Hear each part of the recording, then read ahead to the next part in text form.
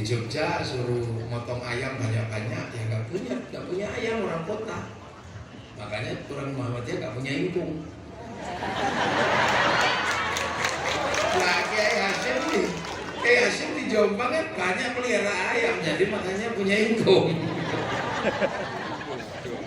Ya gitu aja cara dakwah. Pada intinya satu, baik Muhammadiyah maupun Nahdlatul Ulama itu hanya wadah yang berdiri di tahun yang berbeda. Jadi bukannya kemudian Islam baru itu Wabarakatuh.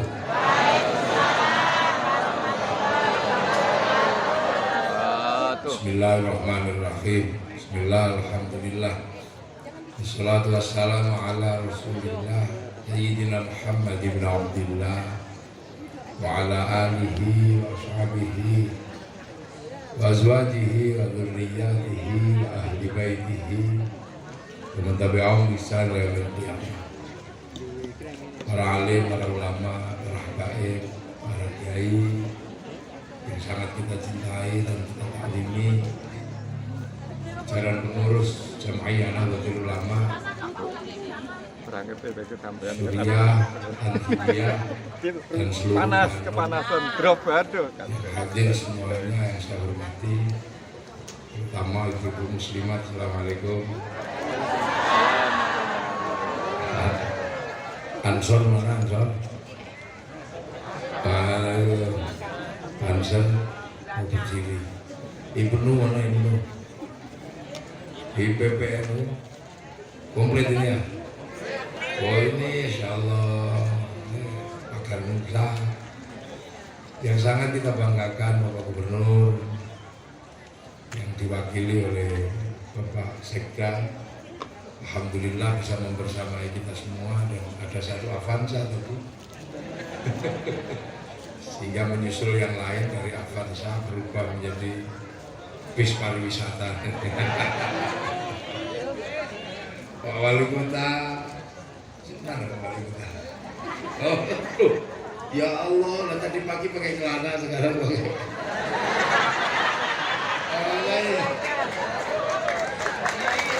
Ya Allah, agak pangling deh.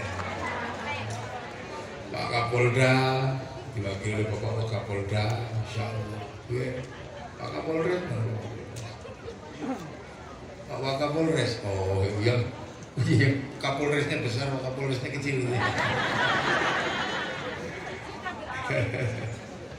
Ini mana lagi yang harus saya sebutin, banyak ini.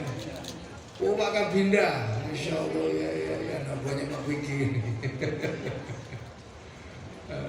Mana lagi? Ketua DPR ada. Wah, nggak ada habisnya lagi sebut semua. Mana lagi? Jangan sampai lewat saya. Ketua MUI ada Ketua Muhammadiyah ada.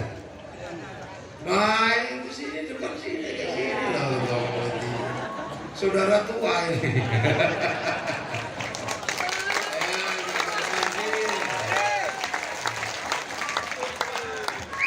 Ini undangan khusus ini, jangan pojok itu.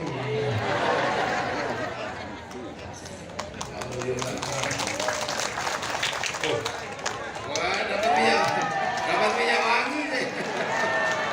Terima kasih. LDI ada? Gak ada. MTA ada. Al-Irsyad, Al-Khairat sudah komplit ya.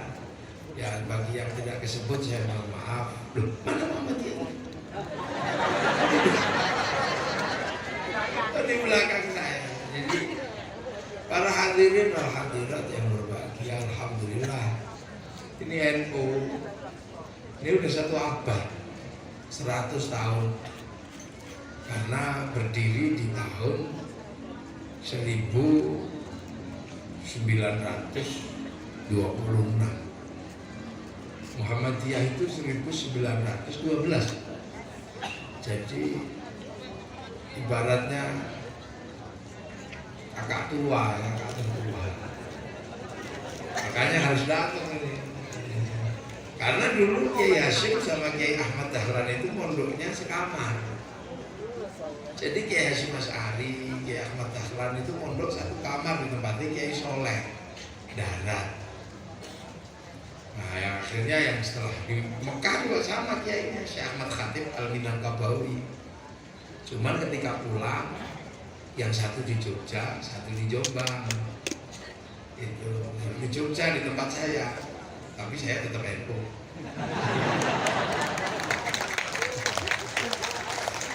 Yang Kiai Hasyim di Jombang, turun pun saling mengunjungi. Gitu. Kalau Kiai Dahlan itu ke Jombang, gedung masjid itu dicopot. Loh, masjid itu dicopot itu kenapa? Kiai Dahlan mau ke Jombang. Jadi Kiai Dahlan kalau ke Jombang tidak pernah lihat gedung karena dicopot duluan. Nah Kiai Hasyim kalau ke Jogja, Kiai Dahlan kunut, ini biasa. Di Jogja suruh motong ayam banyak-banyak, ya nggak punya ayam orang kota. Makanya orang Muhammadiyah nggak punya ingkung. Nah Kiai Hasyim di Jombang kan banyak pelihara ayam, jadi makanya punya ingkung. Jadi gitu aja cara dakwah. Pada intinya satu, baik Muhammadiyah maupun Nahdlatul Ulama itu hanya wadah yang berdiri di tahun yang berbeda. Jadi bukannya kemudian Islam baru itu bukan. Baik Muhammadiyah, LDII,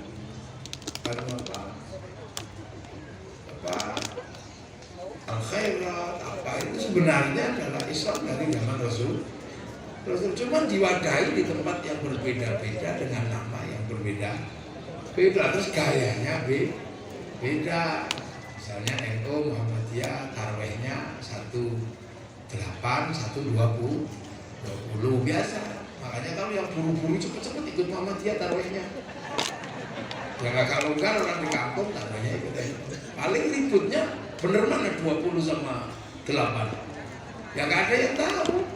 Cuma 20 itu lebih aman. Karena nanti kalau di akhirat yang bener itu 8, NU masih punya sisa 12.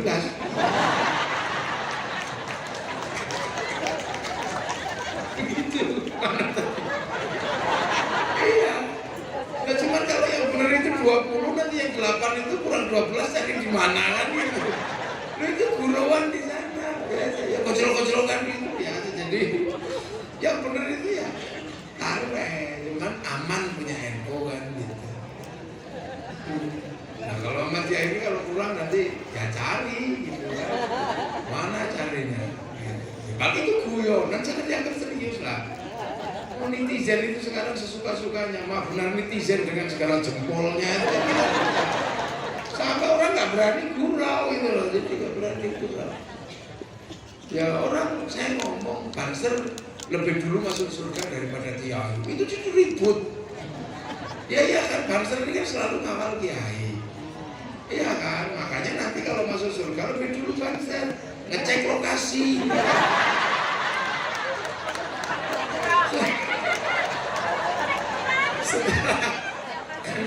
Setelah aman baru Bansernya keluar, Kiainya masuk.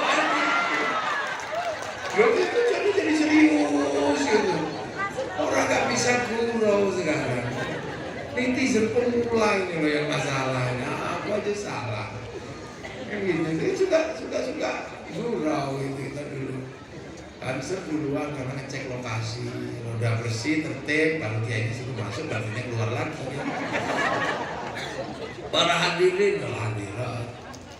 Jadi yang kita anut ini adalah agama Islam, agama Islam. Yang kebetulan agama Islam itu tidak lahir di Indo, di Arab sana. Rasulullah itu bukan orang sini, orang Arab sana. Itu lahir sekitar tahun 571. Ya namanya makanya Muhammad, orang Arab. Yang ketemu Rasulullah dan diajari Rasulullah ya orang Arab. Makanya sahabat itu orang yang ketemu langsung Rasul. Lu namanya Abu Bakar, Umar, Utsman, Ali, itu orang Arab. Gak ada sahabat yang namanya Joni, gak ada. Itu mengingatkan kita. Itu ya Sumanto itu yang ada sahabat. Itu menandakan bahwa di sana, nah tahun 600 di sana Rasulullah yang diajari ini Abu Bakar, Umar, Utsman, Ali, sahabat-sahabat. Yang musuhi Rasulullah ya orang Arab juga. Abu Bakar, Abu Jahal, Abu Lahab, dan abu-abu yang lain itu jadi ini. Itu. Nah sementara Rasulullah di Arab sana itu mengajarkan Islam, orang sini juga sudah punya agama. Jadi jangan dikira ketika Rasulullah di Arab berdakwah, di sini nggak ada orangnya. Indonesia sudah komplit orangnya. Makanya Rasulullah ketika jadi nabi itu dunia udah penuh. Ketika Nabi Adam jadi nabi, dunia belum ada orangnya. Terus Nabi Adam suka pergi, Siti Hawa di rumah, baru 2 orang udah bunuh itu. Ketika Nabi Adam pulang, marah Siti Hawa. Kemana aja? Sama siapa? Seharian ditunggu gak pulang-pulang. Sama siapa di luar rumah? Dek, kita ini baru 2 orang. Jadi kalau perempuan suka cemburu jangan kaget, memang basicnya begitu. Orang belum ada problem. Terus punya anak, satu keluarga, ya problemnya ya problem keluarga, pernikahan. Terus diteruskan Nabi Idris, teruskan Nabi Nuh. Itu baru satu suku kecil gitu dunia. Dunia masih kosong, belum ada penghuninya, sepi. Sampai di zaman Nabi Ibrahim sudah mulai ada bangsa Mesir, ada bangsa Palestina. Zaman Nabi Isa sudah banyak berkembang, pergeseran ke Eropa. Itu semua juga anak cucunya Nabi Adam. Tadinya cuma 2 itu. Makanya agar kita itu nggak lupa dengan sejarah masa lalu itu, maka bekas Nabi Adam ketemu sama Siti Hawa itu diabadikan sampai hari ini. Terus kita suruh nengok sana, namanya Jabal Roh. Biar itu nggak lupa bahwa manusia yang berbeda-beda ini dulu bapaknya satu. Jadi Afrika hitam, jadi Eropa putih, jadi Arab cantik ganteng, jadi Cina tebem-tebem sini-sini, jadi Tarakan kecil-kecil pesek-pesek kayak begini. Itu dulu nenek moyangnya satu, Nabiullah Adam alaihissalam dan Siti Hawa. Makanya namanya Adam Hawa. Orang Eropa menyebutnya Adam and Eve.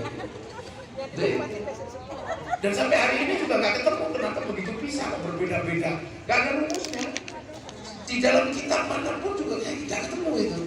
Yang sore gitu ya, yang membahas kenapa manusia jadi berbeda-beda padahal bapaknya sama. Bahwa satu yang pasti Nabi Adam dan Siti Hawa itu dulu kan dipisah ketika turun dari langit. Nabi Adam dulu turun 300 tahun, Nabi Siti Hawa belakangan. Makanya rindunya Nabi Adam itu luar biasa pada Siti Hawa.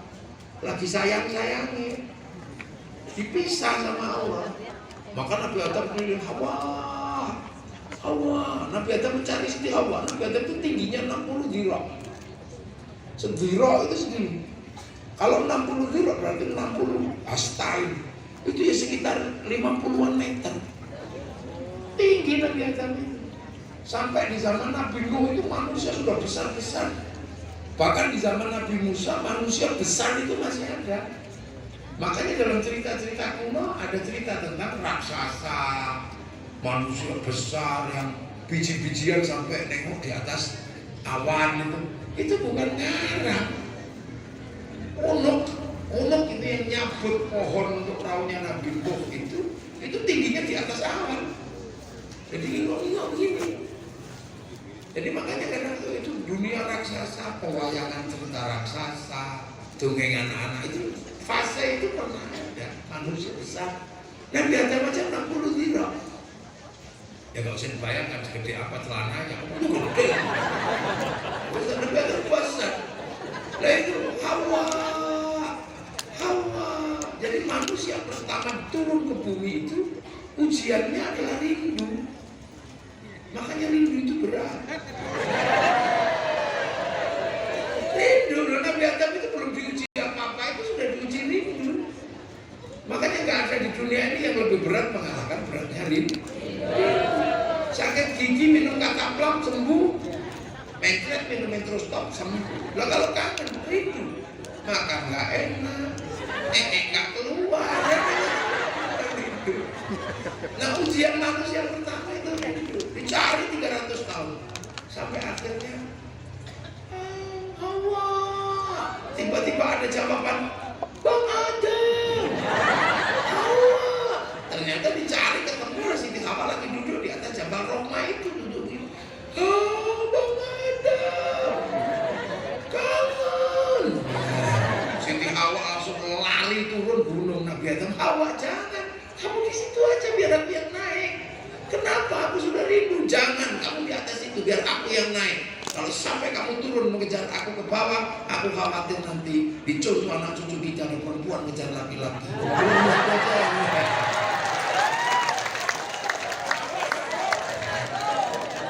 Nah, masuk Pak Eko. Lah itu masih satu keluarga ini. Nah makanya tiba-tiba di zaman Rasulullah itu sudah disebutkan yang tadinya bersuku 1, 2 disebutkan waja'alnakum syu'uban wa qabaila lita'arafu. Aku bikin kalian itu dari laki-laki dan perempuan, tiba-tiba aku bikin berbangsa-bangsa bersuku. Makanya kita ini disuruh nengok Jabal Rahmah yang tahu sejarah nenek moyang kita. Terus manusia jadi bersuku-suku dan kebagiannya masing-masing. Yang di Arab cuantik ganteng, ini keturunan-keturunannya masih ganteng. Kalau di Afrika hitam. Kenapa? Itu kan ada teorinya. Akhirnya saya itu sering ngarang. Kenapa di Arab itu cantik dan ganteng? Karena di sana nggak ada air. Makanya dibikin cantik biar ganteng. Biar kalau nggak mandi tetap cantik, tetap ganteng. Kalau air susah di sana. Kira-kira begitu loh, bukan jawaban pasti. Ya jangan dipercaya kalau ini bukan rukun iman. Tapi yang kita juga ngarang ya. Terus yang di Eropa, kenapa ini? Kok putih-putih itu, rambutnya merah, kuwete orangnya. Karena ditaruh di tempat di musim dingin. Orang Eropa itu kalau musim dingin, itu sakitnya luar biasa. Lebih 60 kali lebih dingin dari kulkas. Bayangin kalau dibikin kecil gini, kedinginan mati. Orang Eropa itu 4 bulan gak punya matahari. Sampai bayangkan orang 4 bulan gak punya matahari masuk kulkas. 4 bulan full gak punya matahari. Orang Eropa itu. Jadi orang Eropa kalau gak punya matahari, daun juga gak tumbuh, rontok di musim gugur. Makanya orang Eropa itu kalau musim dingin gak bisa nyayur. Gak bisa nyayur, sayurnya rontok semua daunnya. Jadi gak ada sayur, makanya orang Korea itu mengametkan kubis itu sampai 20 tahun. Namanya kimchi. Itu pengawetan kan dia punya daun, seluruh daun itu rontok di musim gugur. Ya nggak rontok itu cuma satu, daun cemara. Sementara kan nggak ada orang nyayur daun cemara. Daun cemara itu nggak rontok, makanya kalau hari raya Natal bulan Desember teman-teman Nasrani bikin Natal dari daun cemara. Karena memang daun itu aja yang di bulan Desember nggak rontok. Jadi bukan karena saking hebatnya daun cemara. Makanya nggak usah emosi. Jangan tanam cemara di depan masjid kami. Itu pohon Kristen. Sejak kapan pohon punya agama? Dari cara-cara memahami bangsa yang berbeda. Orang Eropa kalau musim dingin nggak punya matahari, kulitnya ini berubah. Jadi bintik-bintik kayak kulit tokek. Pigmennya hilang. Makanya mereka nabung bagaimana di musim dingin bisa berlari dari Eropa menuju negara-negara yang punya matahari. Makanya kalau musim dingin banyak orang Eropa ke sini berjemur di pantai-pantai Indo. Saya cuma pakai kolor, cuma pakai BH. Itu bukan pornografi, itu DD. Itu berjemur. bikin peraturan turis masuk ke Indonesia harus pakai jilbab. Harus begitu. Oh, mereka kesini itu untuk berjemur bukan untuk pamer, enggak. Cuman yang salah yang syahwat itu aja. Jadi jangan salahin mereka. Orang Eropa kalau musim dingin itu nggak punya ikan karena ikannya keras ininya, sungainya menjadi es. Makanya kalau musim panas mengawetkan ikan namanya sarden, dimakan di musim dingin. Lah kadang kita orang Indonesia ikut-ikutan makan sarden, ini kan geblek juga sih. Orang kita ini setiap hari dapat ikan segar. Ngapain cari lah di sungai ikan segar banyak? Gak dapat ikan kodok-kodok juga ada. Itu ya kan? Orang Eropa kalau musim dingin dia harus memanaskan udara. Dulu pakai kayu, sekarang pakai listrik. Makanya teknologinya orang Eropa itu pemanas dan pendingin. Musim panas pakai pendingin, musim dingin pakai pemanas. Lahirlah teknologi air condition. Nah kita orang Indonesia enak, teknologinya bukan AC cukup sarung. Kalau kedinginan kemulan sarung, kepanasan kebut-kebut sah. Kalau mandi handuknya handuk sah. Orang Cina kenapa teman-teman sipit-sipit gini? Karena di Cina itu kalau musim dingin salju turun, mataharinya keluar. Jadi silaunya luar biasa. Lah ini problem geografi, tapi jangan dipercaya karena ini bukan rukun iman. Boleh aja. Makanya di Cina ini orang ini. Dan Cina itu punya beban yang luar biasa. Apa? Manaan. Orang Cina itu gampang sekali beranak. Makanya anak-anak orang Cina itu banyak. Sekarang itu sudah hampir 2 miliar penduduknya. Makanya negara Cina ini pusing. Lebih pusing dari orang Indonesia karena kasih makan 2 miliar orang. Makanya mereka makan kalau pakai gandum, jadikan mie diolor gini, terus dipakai sumpit biar awet. Nah kalau pola makannya kayak kita dicamuk gini, coba dapet. Makanya mereka membuat ayam dari usia 5 bulan dipres menjadi 30 hari. Suruh makan kambing, gak cukup di Cina makanan kambing. Kambing itu pendelnya 2, anaknya 1. Makanya di sana lebih cocok babi. Karena pendelnya 20, anaknya 36. Ini pasti kita pahami, jadi perbedaan bangsa. Orang Afrika kenapa hitam? Ya karena di sana dititipi singa. Kalau dibikin putih dikejar singa lah gimana? Kalau dibikin hitam itu kan dikejar orang tengkurap gitu. Loh, ini kita sambil bergurau aja soalnya kita ini bahas sesuatu yang tidak ada dasar mutlak. Loh, orang Afrika kenapa kelaparan? Banyak kelaparan. Jadi mereka pusing nanam padi, burung pipitnya itu jumlahnya masih triliunan. Begitu nanam padi, burung pipit datang but habis.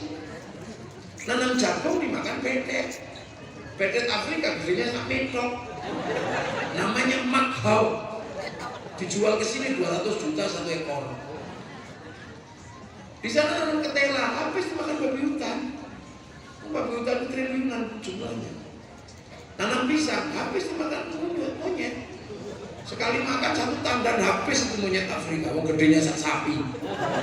Namanya gorila. Wah, di malamnya mesti gitu. Makanya dibikin hitam gitu. Lah kenapa kita dibikin kecil-kecil kayak begini? Gak ada masalah. Karena Allah menempatkan kita yang kecil-kecil di belahan buminya yang paling indah, namanya Indonesia.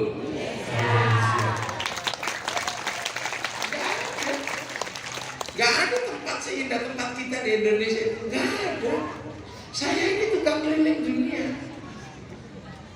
Duh, saya barusan keliling dari beberapa belahan negara.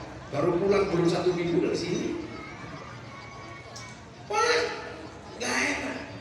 Mekah panas, Eropa sini enak. Jam segini saya bilang hehehe, minum rokok. Iya, nggak punya ijazah, makan. Yang penting bawa seteru ke sungai. Makanya hidup di Indonesia ini. Makanya sebenarnya Pak Bupati, Pak Ketua MU ini kan mantan Bupati di Tanah Tidung. Saya heran, orang jadi bupati nggak bisa bilang jadi bupati.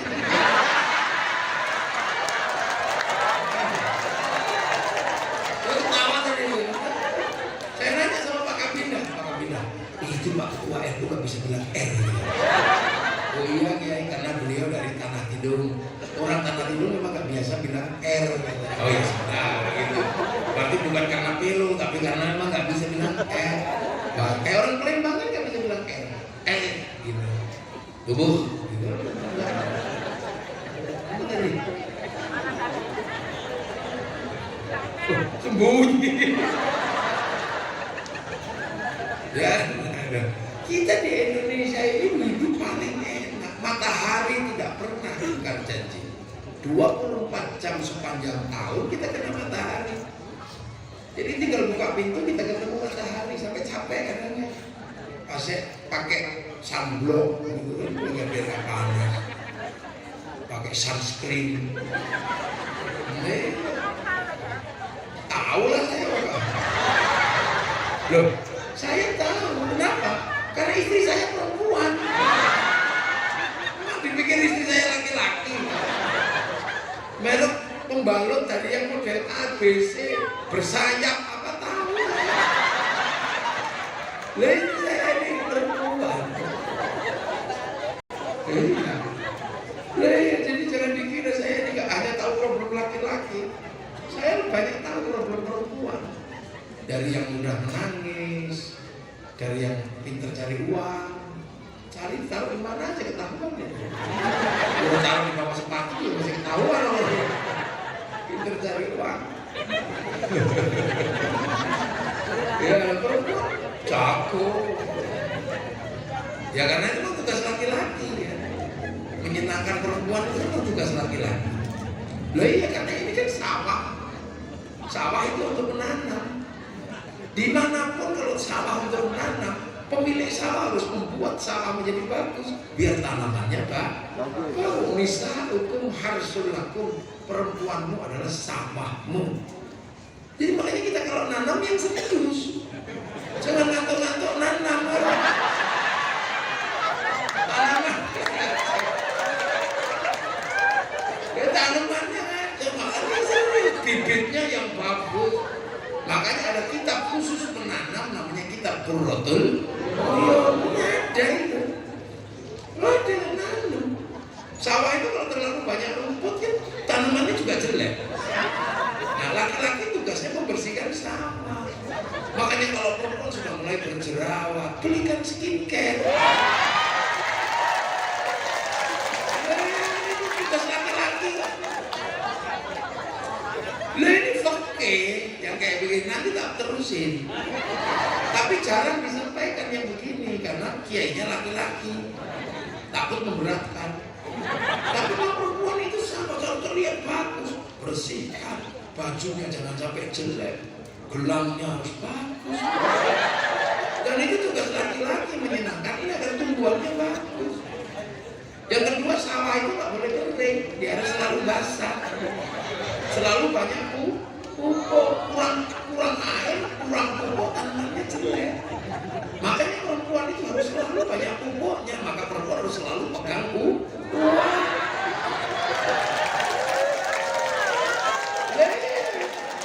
Dan itu tugasnya laki-laki. Makanya perempuan jangan sampai gak pegang uang. Jangan sampai perempuan kok pengen bakso aja melek. Anaknya ngilerang. Nah, perempuan ini sawah itu gak boleh dibakar. Kalau sawah ditanami kok dibakar tanamannya maka perempuan gak boleh dibakar dalam keadaan sakit hati. Jangan sakiti perempuan. Manjakan dia, senangkan. Biar hatinya jangan dipanas-panasi aja. Jadi ini oke. Jarang disampaikan karena kiainya lagi. Jadi nggak boleh dipanas-panasin, harus senang. Kalau perempuan lagi ngomel itu sebenarnya buang sampah. Ya laki-laki kan tempat sampah. Makanya kalau perempuan lagi buang sampah, tempat sampahnya jangan ditutup. Kalau tempatnya sampah ditutup, nanti dibuang ke tempat tetangga. Curhatan sama mantannya, sama pusing. Sementara laki-laki bagaimanapun juga sangat mencintai istri. Dibanding anak, laki-laki lebih mencintai istri. Grafiknya jelas. Laki-laki manapun pasti lebih mencintai istri daripada anak. Maka anak jangan sombong. Grafiknya jelas dan buktinya otentik.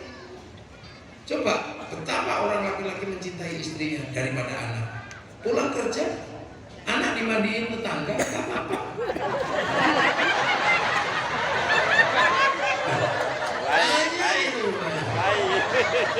Pulang kerja, anak dipangku tetangga, gak apa-apa.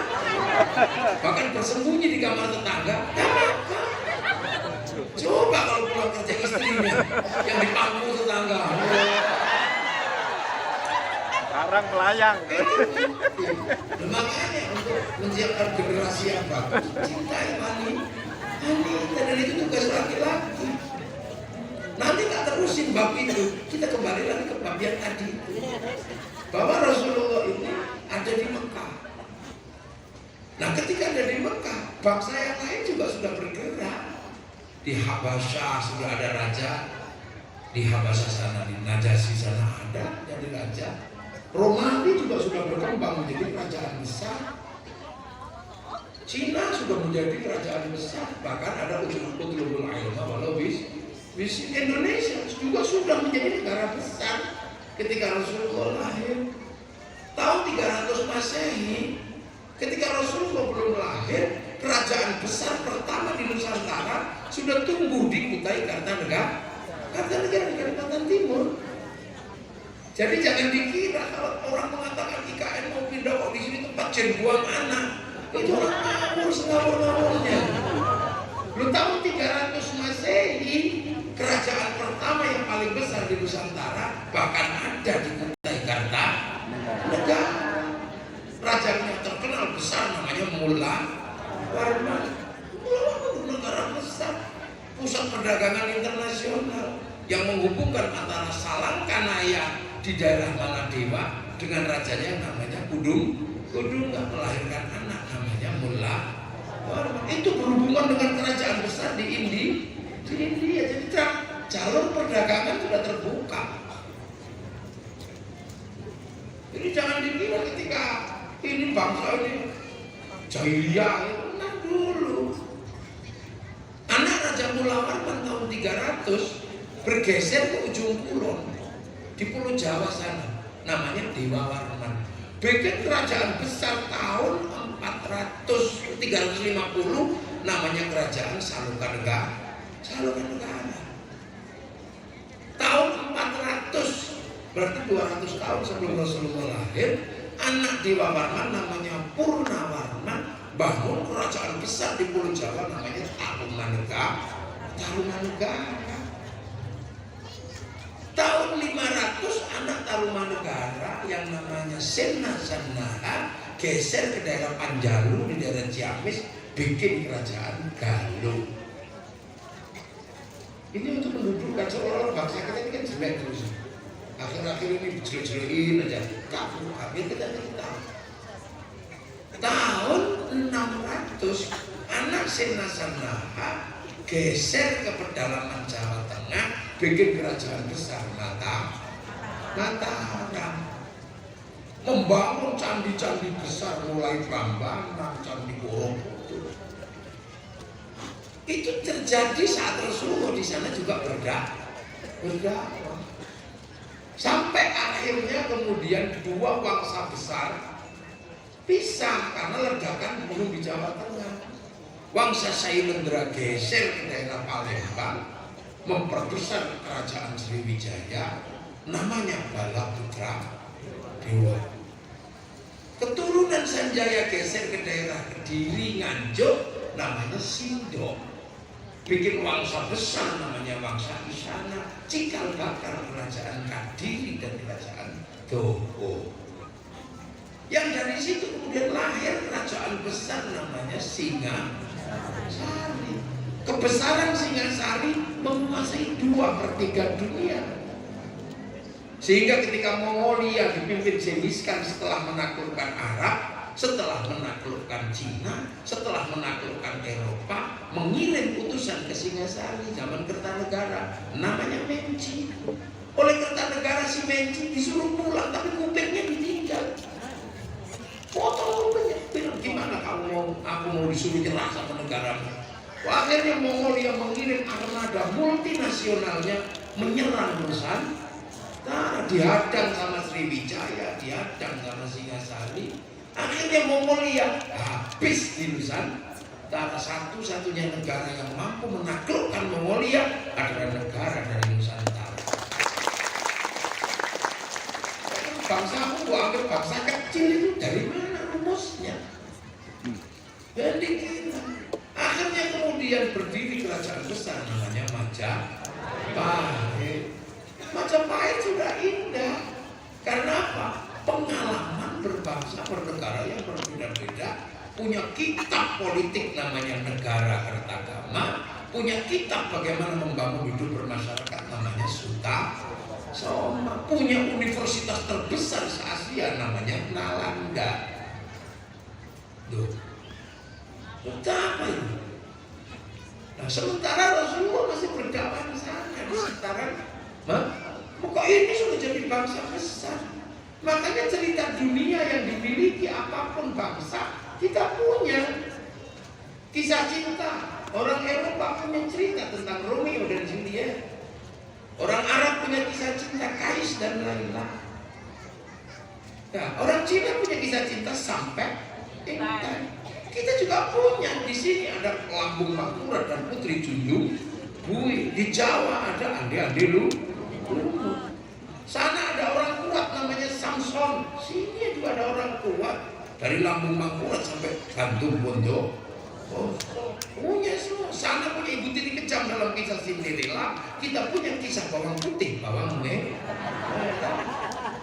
Komplit semua sama bangsa ini. Jangan malu jadi orang Indonesia. Jambu gede dikit, jambu Bangkok. Ayam gede dikit, ayam Bangkok. Di tempat saya yang asli tinggal gula Jawa. Gak pede, kasih rambut hitam di merah-merah. Akhirnya orang saya bilang LKMD, londo kok mendasi. Ini bangsa, untuk mengingatkan bahwa semua bangsa punya supremasinya masing-masing. Di Eropa ada kisah binatang bisa ngomong namanya kura-kura ninja. Ini punya kajian murid di semua bangsa punya kerinduan dalam nyanyian, punya kerinduan dalam tari-tarian, semua punya. Semua bangsa punya tari-tarian. Semua bangsa punya nyanyian. Tari-tarian dan nyanyian pasti diiringi alat musik. Kita bisa lihat alat musiknya Arab terbang, terbuat dari kayu dan kulit. Orang Eropa kita terbuat dari kayu dan tali. Orang Cina alat musiknya sitar, terbuat dari kayu dan tali.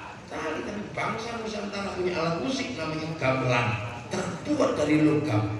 Artinya hanya bangsa yang menguasai ilmu pertambangan yang maju dan penguasaan metalurgi yang mapan mampu membuat alat musik dari logam. Kayak gini jangan dilupakan. Makanya kalau ada orang sekarang hobinya jelek-jelekin bangsanya, saya lucu ini pasti anak ini gak pernah sekolah. Betul. Teliti bahwa Kabinda pasti orang-orang itu gak pernah sekolah. Bangsa ini bangsa gede. Cerita apa semua dunia kita punya? Gitu. Punya agama namanya Hindu. Gitu. Agama Buddha. Nah, Rasulullah di sana berdakwah pada orang Arab. Setelah berdakwah dengan orang Arab, namanya Nabi, manusia kan meninggal. Ketika Nabi meninggal, Islam diteruskan sahabat. Ada sahabat Sa'ad bin Abi Waqqas ke Cina, sahabat Salman ke Afrika, sahabat-sahabat yang lain berkembang.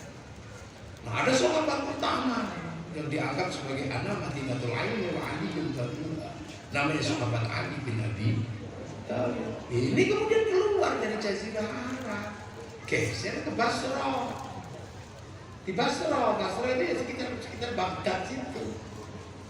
Akhlak Rasulullah tercermin betul dalam sampai akhirnya Raja Parsi namanya Rustum tertarik dengan akhlaknya Sayyidina Ali. Mau diambil menantu, tapi Sayyidina Ali jangan saya, anak saya aja. Akhirnya Sayyidina Husain diambil menantu sama Raja Rustum, Raja Persia, yang tadinya beragama Majusi. Agama Majusi itu menyembah api. Orang Majusi kalau menyembah api ditaruh di bangunan tinggi namanya Manaro. Makanya begitu masuk Islam, orang Majusi, orang Parsi membangun masjid, Manaronya apinya dibuang, tapi Manaronya ditaruh di depan masjid. Akhirnya masjidnya orang Islam punya Manaro. Akhirnya seluruh dunia melihat Manaro kok bagus kalau ditaruh depan masjid. Akhirnya seluruh dunia Islam bangun Manaro sampai Tarakan namanya Menara. Nah, itu sumbangan dunia sana. Sampai akhirnya di Arab terjadi ledakan politik. Jadi problem politik, perang antar klan di sana. Salah satunya adalah terbunuhnya Sayyidina Husain. Sayyidina Husain terbunuh pada tanggal 10 Asyura. Makanya kan tanggal terbunuh itu 10 Asyura, maka orang di sini menyebut Muharram dengan bulan Syura. Dan di sana waktu itu seluruh keluarga Rasul berduka. Makanya di setiap bulan Asyura di sini orang-orang tua dulu tidak menikahkan anak karena itu bulan duka. Terbunuhnya cucu Rasulullah menyebabkan yatim-yatim keturunan Rasulullah. Makanya kalau di bulan Asyura orang sini santunan anak yatim. Itu bukan ngarang, dan itu eko.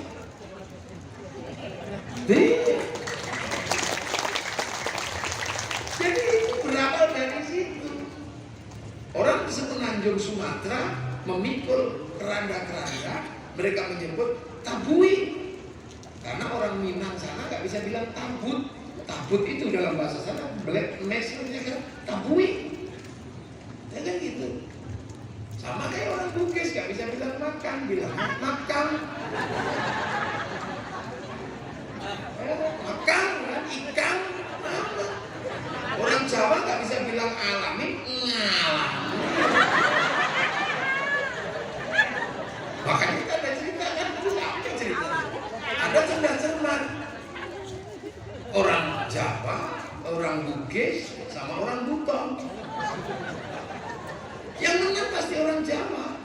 Ketika ditanya alat untuk membersihkan tangan ketika kita kotor dan biar bersih apa? Orang Makassar apa? Sabun. Salah. Orang Buton apa? Sabu. Salah. Yang benar orang Jawa apa? Sabun. Dan ini problem lidah. Makanya orang Padang menyebutnya tabui, karena kalau perut parui, piring pariam. Ini lidah orang. Orang Sunda sudah bilang alat zina nggak keluar, keluarnya alat zina.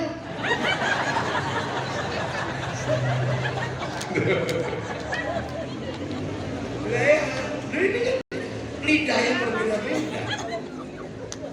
Makanya Al-Quran ketika dibaca oleh lidah yang berbeda-beda, pada tahun 250 Hijriah, Abu Ubaid Qasim bin Salam penelitian di pusat-pusat peradaban Islam.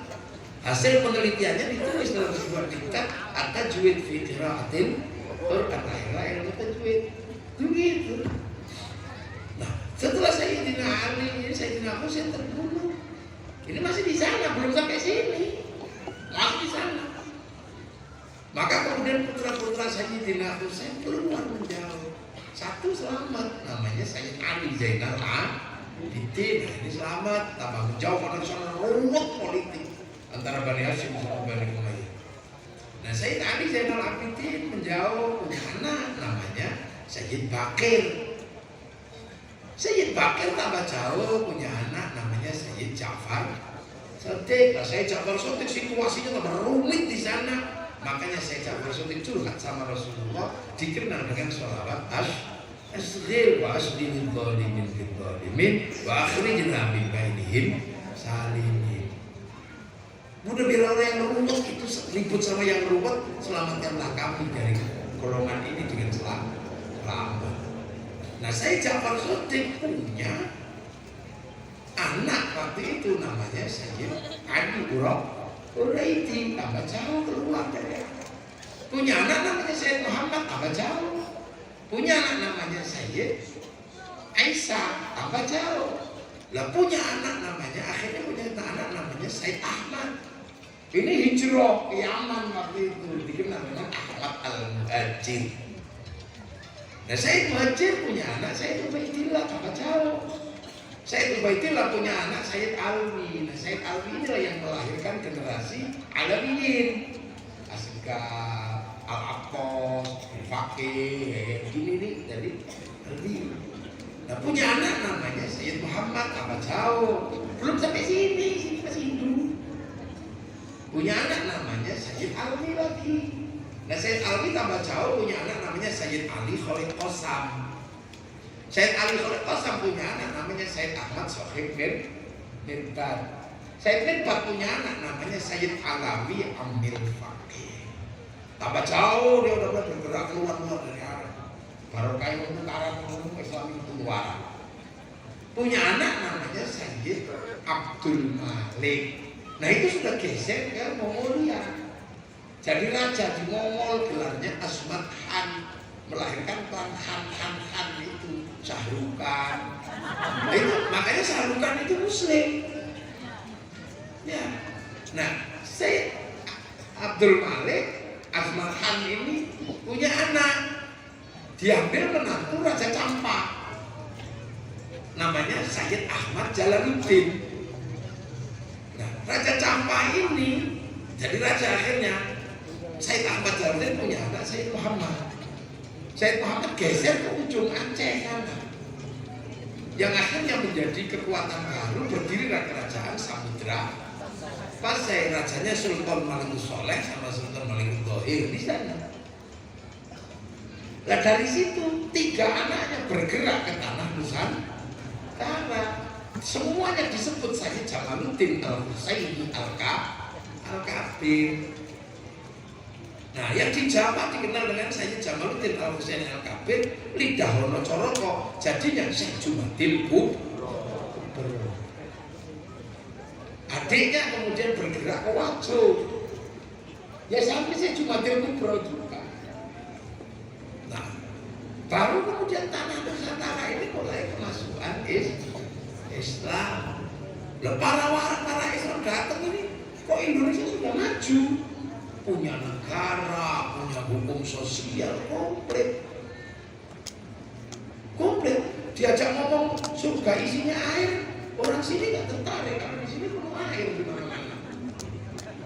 Kalau air banjir, orang Indonesia diajak ngomong Nusantara, diajak ngomong buah-buahan, surga banyak buah-buahnya. Di sini sudah banyak sekali buah-buahan. Di Arab kan paling kurma, rumman atau delima. Sini mulai dari kesemek sampai durian, sampai elai, ada komplit. Itu nggak akan diajarin. Di surga madunya banyak. Orang sini nggak diajak ngomong madu karena di sini di setiap bolongan ada madu. Surga minumnya susu, orang sini nggak suka minum susu. Jadi minum kopi. Diceritani surga nanti istrimu banyak, orang sini nggak terlalu tertarik dengan istri banyak, karena di sini istri satu aja udah bikin pusing.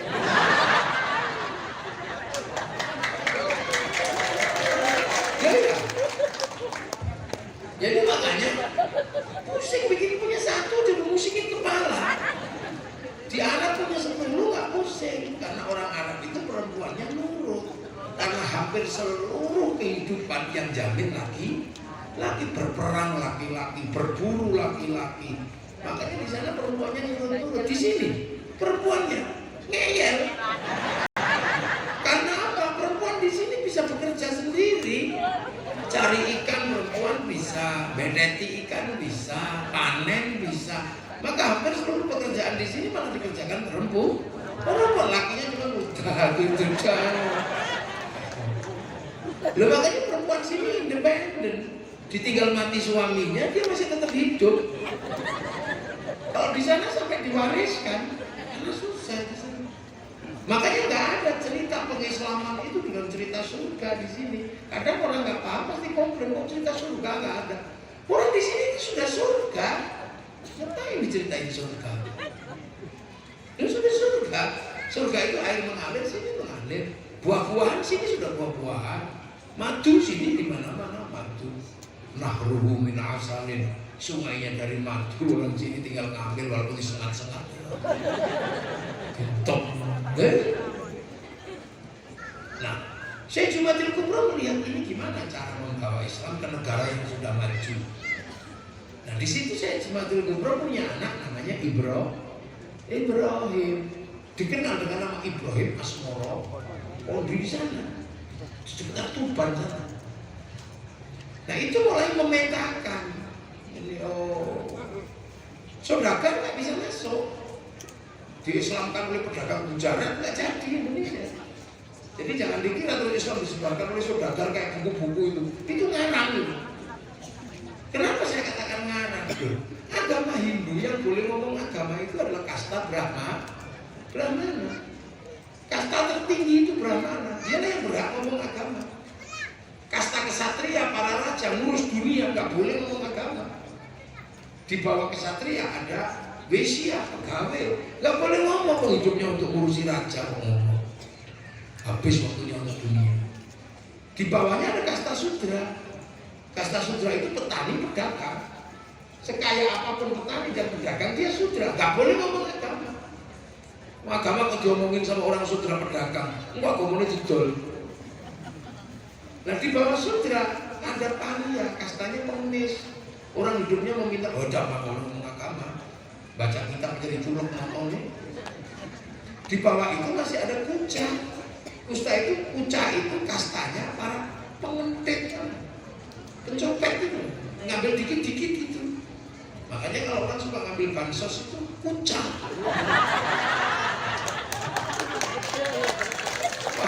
Bansos itu kuca itu. Nah, di bawah kuca ada meleka. Meleka itu maling kan kalau ketahuan lari. Masih pakai tutup muka, malu gelap-gelap gitu. Nah, di bawah meleka ini ada kasta yang paling jelek namanya candala. Candala itu kastanya begal, nyolong tapi berani membunuh sampai yang dicolong. Begal motor gitu, meleka. Itu kalau mati jadi tikus. Nah, makanya dalam teori ini tanya profesor ini Profesor Ali Kumaidin. Beliau orang tinggi walaupun gondrong itu profesor itu. Ini loh yang pakai baju coklat ini, yang tadi ngatain kursi itu. Itu profesor, salah satu ketua BRIN Indonesia itu. Jadi baik buruknya Indonesia tergantung beliau. Itu profesor. Walaupun bentuknya kalau di sini kan profesor pasti rapi gitu. Kalau di Jawa profesornya gitu nyantai. Iya. Bentuknya provokator, tapi gajinya profesor. Teori nggak masuk. Nah, makanya kemudian yang bisa membawa Islam masuk ke negeri Brahmana, ya kelasnya siapa? Ya kelasnya para wali. Itu makanya santri selalu mengatakan bahwa penyebar Islam itu wali, karena yang sekelas sama Brahmana itu wali, sama-sama la khaufun alaihim walahum yahzanun. Makanya kadang digugat yang ke Eropa panglima perang, yang ke ini pedagang. Kenapa yang ke Indonesia mau disebut wali? Karena yang bisa mengimbangi Brahmana ya para wali. Sana Brahmana punya sakti, wali punya karo. Nah, itu makanya wali-wali itu siapa? Kok bisa mengislamkan cuma sebentar? Wali itu kan kalau bekerja tidak pakai akal. Wali itu kalau kerja pakai blueprint. Blueprint mana? Ya blueprint hasil downloadan. Downloadan dari mana? Dari file harddisknya Allah. Loh, Allah itu kan punya harddisk besar di langit sana. Jadi program dunia dan seisinya itu ada tertulis di dalam harddisknya Allah yang gede sana. Yang Rasulullah waktu Isra Mi'raj ditunjukin dari harddisk saya. Namanya Lauhil Mahfuz. Oh, itu kan harddisk di langit sana. Kalau orang Yahudi Nasrani menyebut tabut Sulaiman. Orang Romawi menyebut kotak Pandora. Orang Jepang menyebutnya kantong Doraemon. Kotak segala tahu kantong Doraemon. Nah, wali-wali itu kalau ingin melihat sesuatu dunia, lihat programnya di sana. Makanya wali-wali itu kalau ingin sesuatu download. Makanya wali-wali itu terkenal dengan riyadhah downloadannya. Tapi kalau download serius. Syekh Abdul Qadir Al-Jilani download 25 tahun di padang pasir. Begini dia download. Sunan-sunan itu Kalijaga, Sunan Bonang 3 tahun dari Allah ya Allah. Itu download sana. Rasulullah 15 tahun di Gua Hira download. Makanya wali-wali itu paketannya besar. Wifi-nya hidup karena download. Nah kita nggak punya paketan loh. Kalau diajak download listriknya mati. Ya Allah, ya Allah, ya Allah, ya Allah.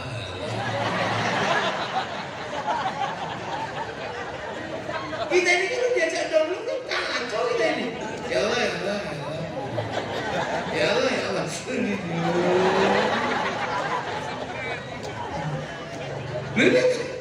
Ya Allah, ya Allah, ya Allah. Lama sekali. Subini. Makanya kita ini nggak punya paketan.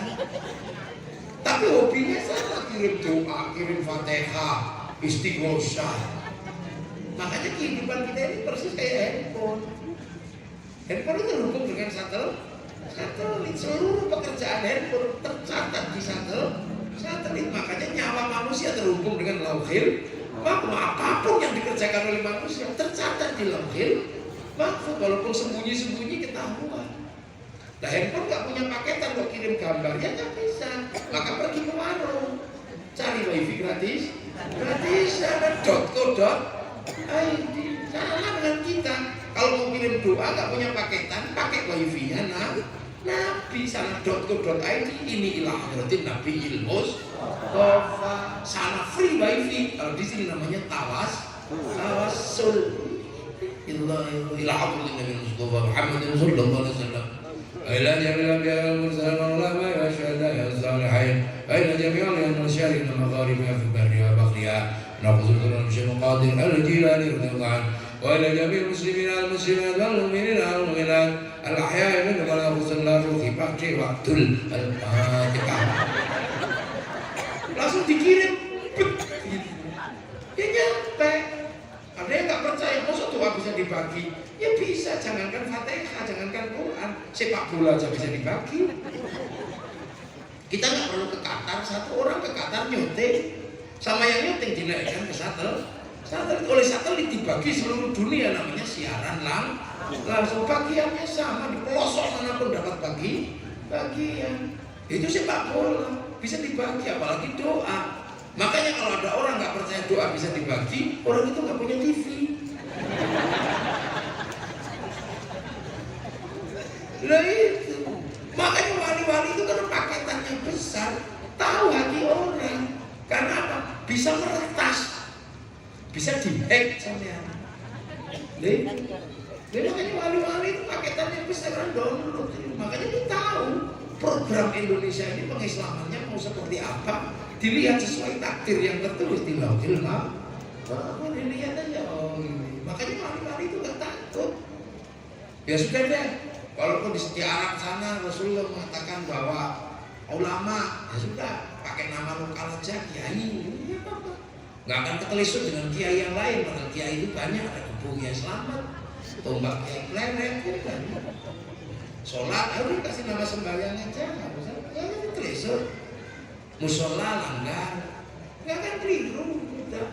Akhirnya yang seperti itu berjalan semua. Sholat, sembahyang, sholat, langgar, puasa, sahur siang jadi bulan puasa. Karena dulu orang Indonesia, orang Hindu suka melakukan upawasa, nggak makan, nggak minum, nggak menyentuh perempuan untuk upawasa biar mencapai titik moksa. Makanya ketika Islam datang nggak makan, nggak minum, nggak menyentuh perempuan, kok kayak upawasa?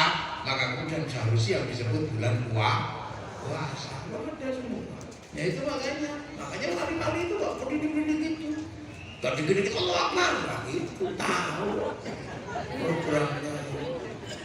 Ya nggak perlu bawa bendera la ilaha illallah kemana-mana, dibikin tahlilan la ilaha illallah. Nah yang baru-baru datang itu karena bukan wali menyebarkannya, takut mereka. Kalau tidak jidatnya nggak hilang dipikir nggak Islam. Kalau nggak cintrang khawatir nggak disebut Islam. Nah, kalau para wali dulu ya biasa, baju jubah namanya baju syar'i. Ternyata di sini nggak bisa dipakai untuk nanam padi, jadi dipotongin aja. Potongan baju syar'i namanya syar'un. Orang Jawa nggak punya huruf ain, punya mogok-mogok, maka syar'un jadi syar'un. Orang Bugis nggak bisa bilang n, bilangnya eng, maka syar'un jadi syar'un.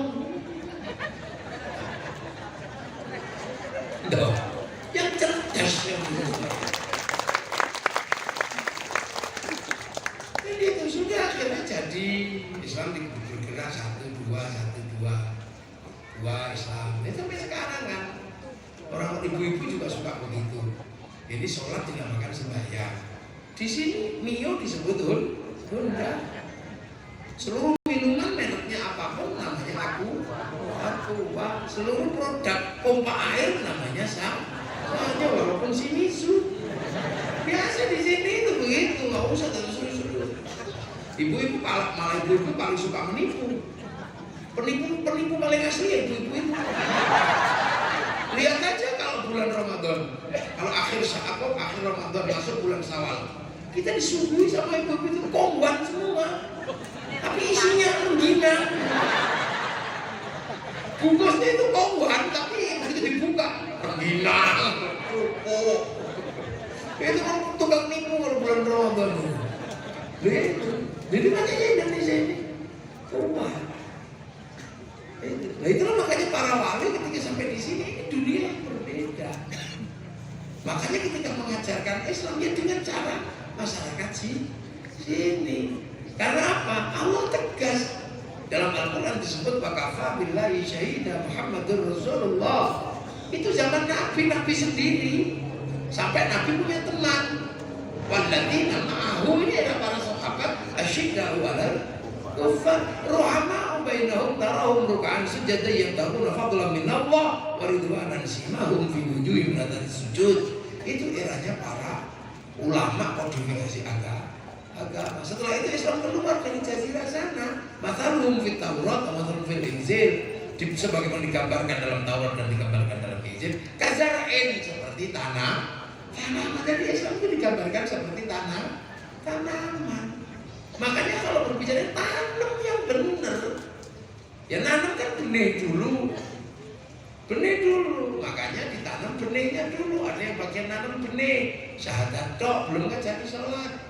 Namanya Syekh Abdul Jalil, itu bagian mengajar syahadat tok. Bikin pondok pesantren Lemah Abang, maka Syekh Abdul Jalil dikenal dengan nama Syekh Lemah Abang. Lemah Abang, bahasa halusnya Siti Brit, bahasa kaminya Siti Jenar. Makanya Siti Jenar ini mengajar pertama syahadat tok, belum diajari sholat. Pondok pesantrennya Lemah Abang, yang pondok dikenal dengan santri abangan. Makanya santri abangan itu mau syahadat belum mau sembahyang. Itu pelajaran dasar di awal yang harus kita ketahui, karena kita selalu mengatakan penerus para wali. Penerus para wali. Tahu orang Indonesia jajak zikir.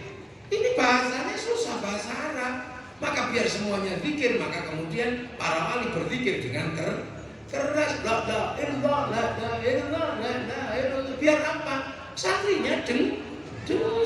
Kalau santrinya nggak dengar, gimana menirukannya? Makanya para wali mengajarkan zikir keras agar umatnya mendengar terus menirukan. Makanya jangan berzikir diam. Itu sampai kiamat kurang 2 hari juga nggak dengar ya.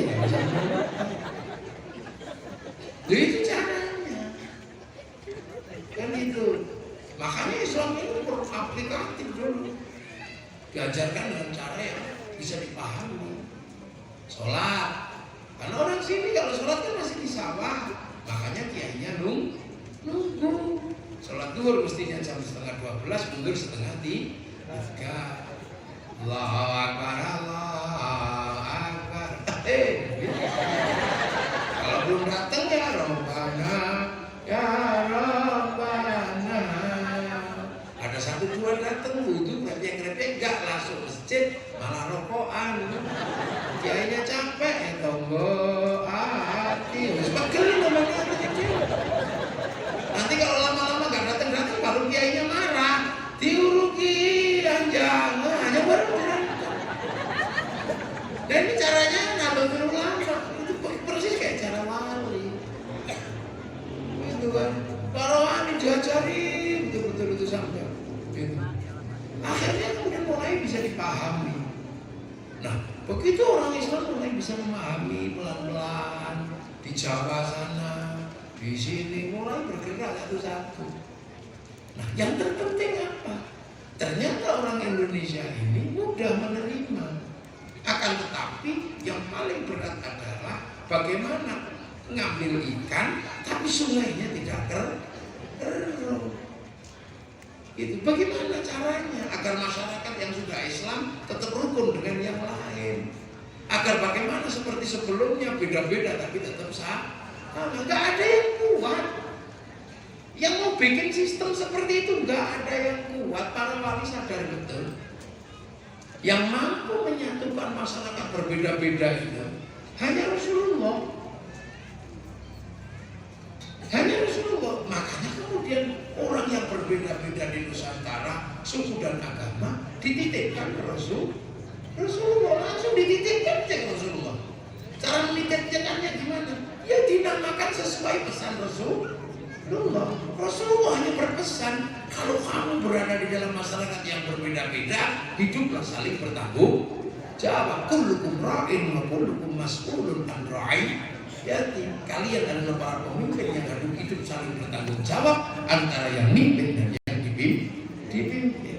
Nah, masyarakat yang hidup berbeda-beda tapi saling bertanggung jawab ini dalam bahasa Rasulullah adalah ra'iyah. Dicatat ini. Akhirnya kalimat ra'iyah dijadikan nama orang yang berbeda-beda di Nusantara. Akhirnya diserap ke bahasa kita menjadi rakyat.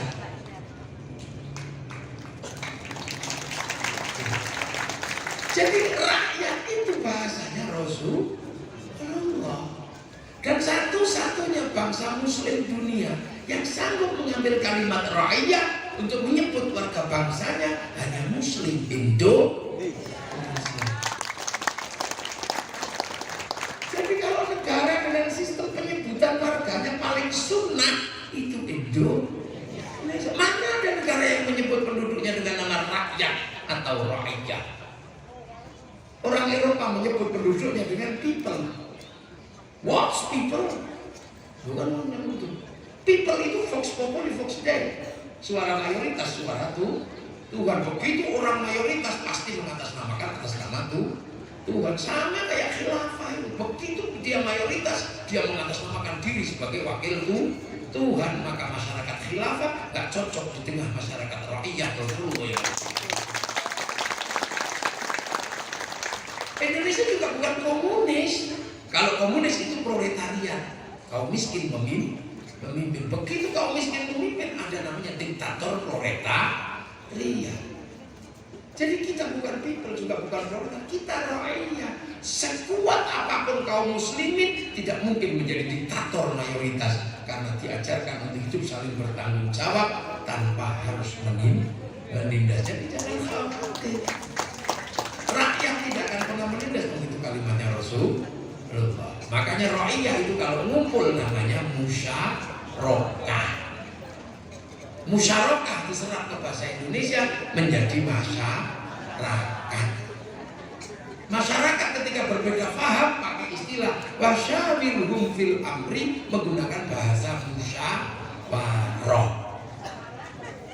musyawarah, ya.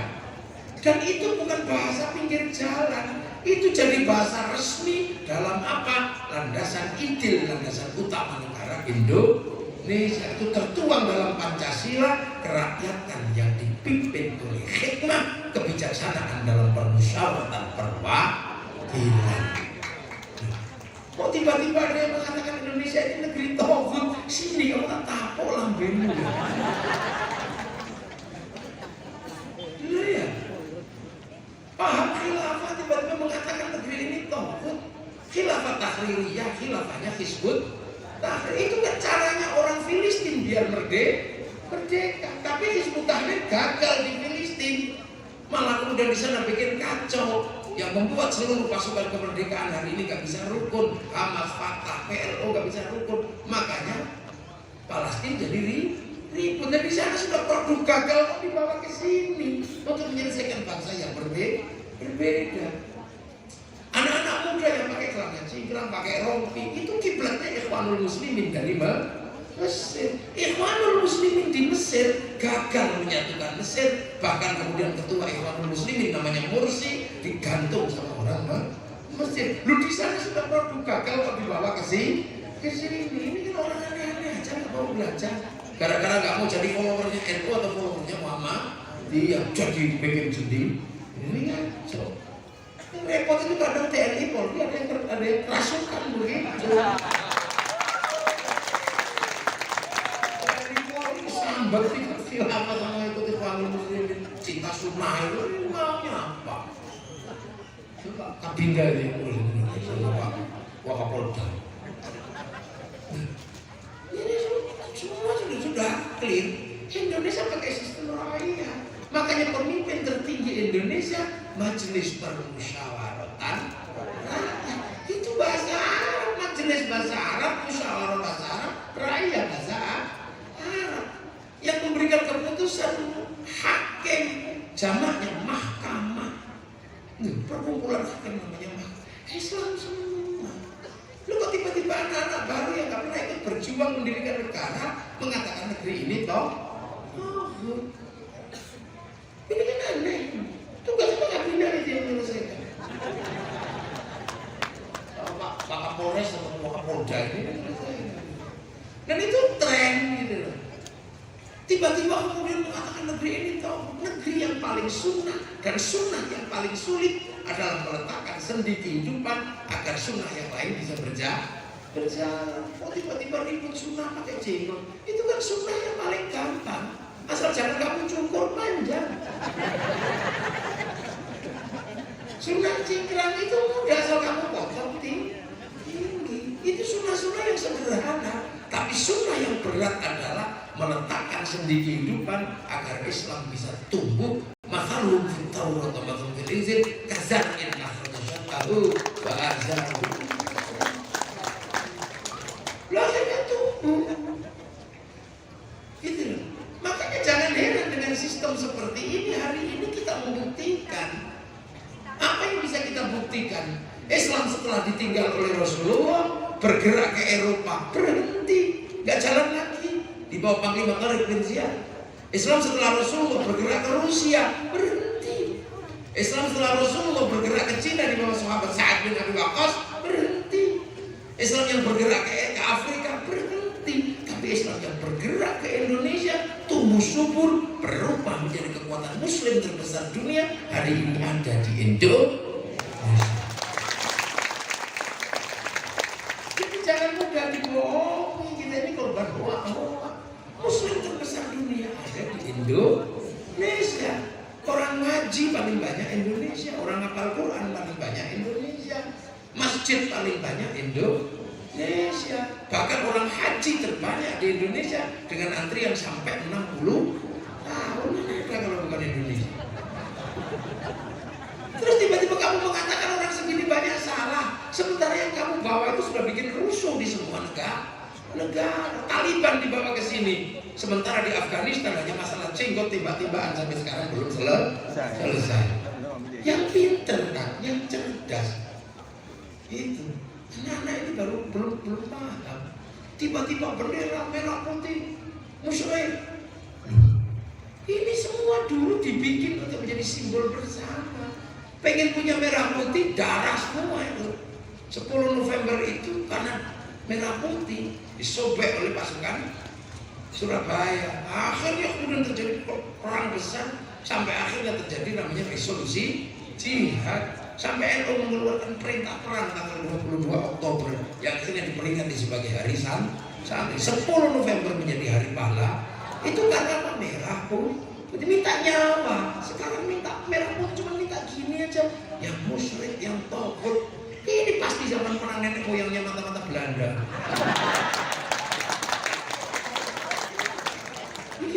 Hari ini semua pengen ke sini. Makanya satu abad NU, seluruh ulama dunia ke sini. Kok bisa? Padahal dulu Belanda selalu mengatakan bahwa santri itu cirinya 3. Kedungnya pecinya miring, sarungnya ngeledeng, bau rokok, dan tangannya kudiken. Kok bisa berubah jadi ini? Bahkan organisasi ini pernah punya seorang presiden ini sampai sekarang bertahan. Isu-isu besar masuk ke sini habis. Hizbut Tahrir masuk ke sini habis. Isu Syiah masuk sini habis. Ini bendera tauhid kata siapa? Itu bendera Hizbut Tahrir.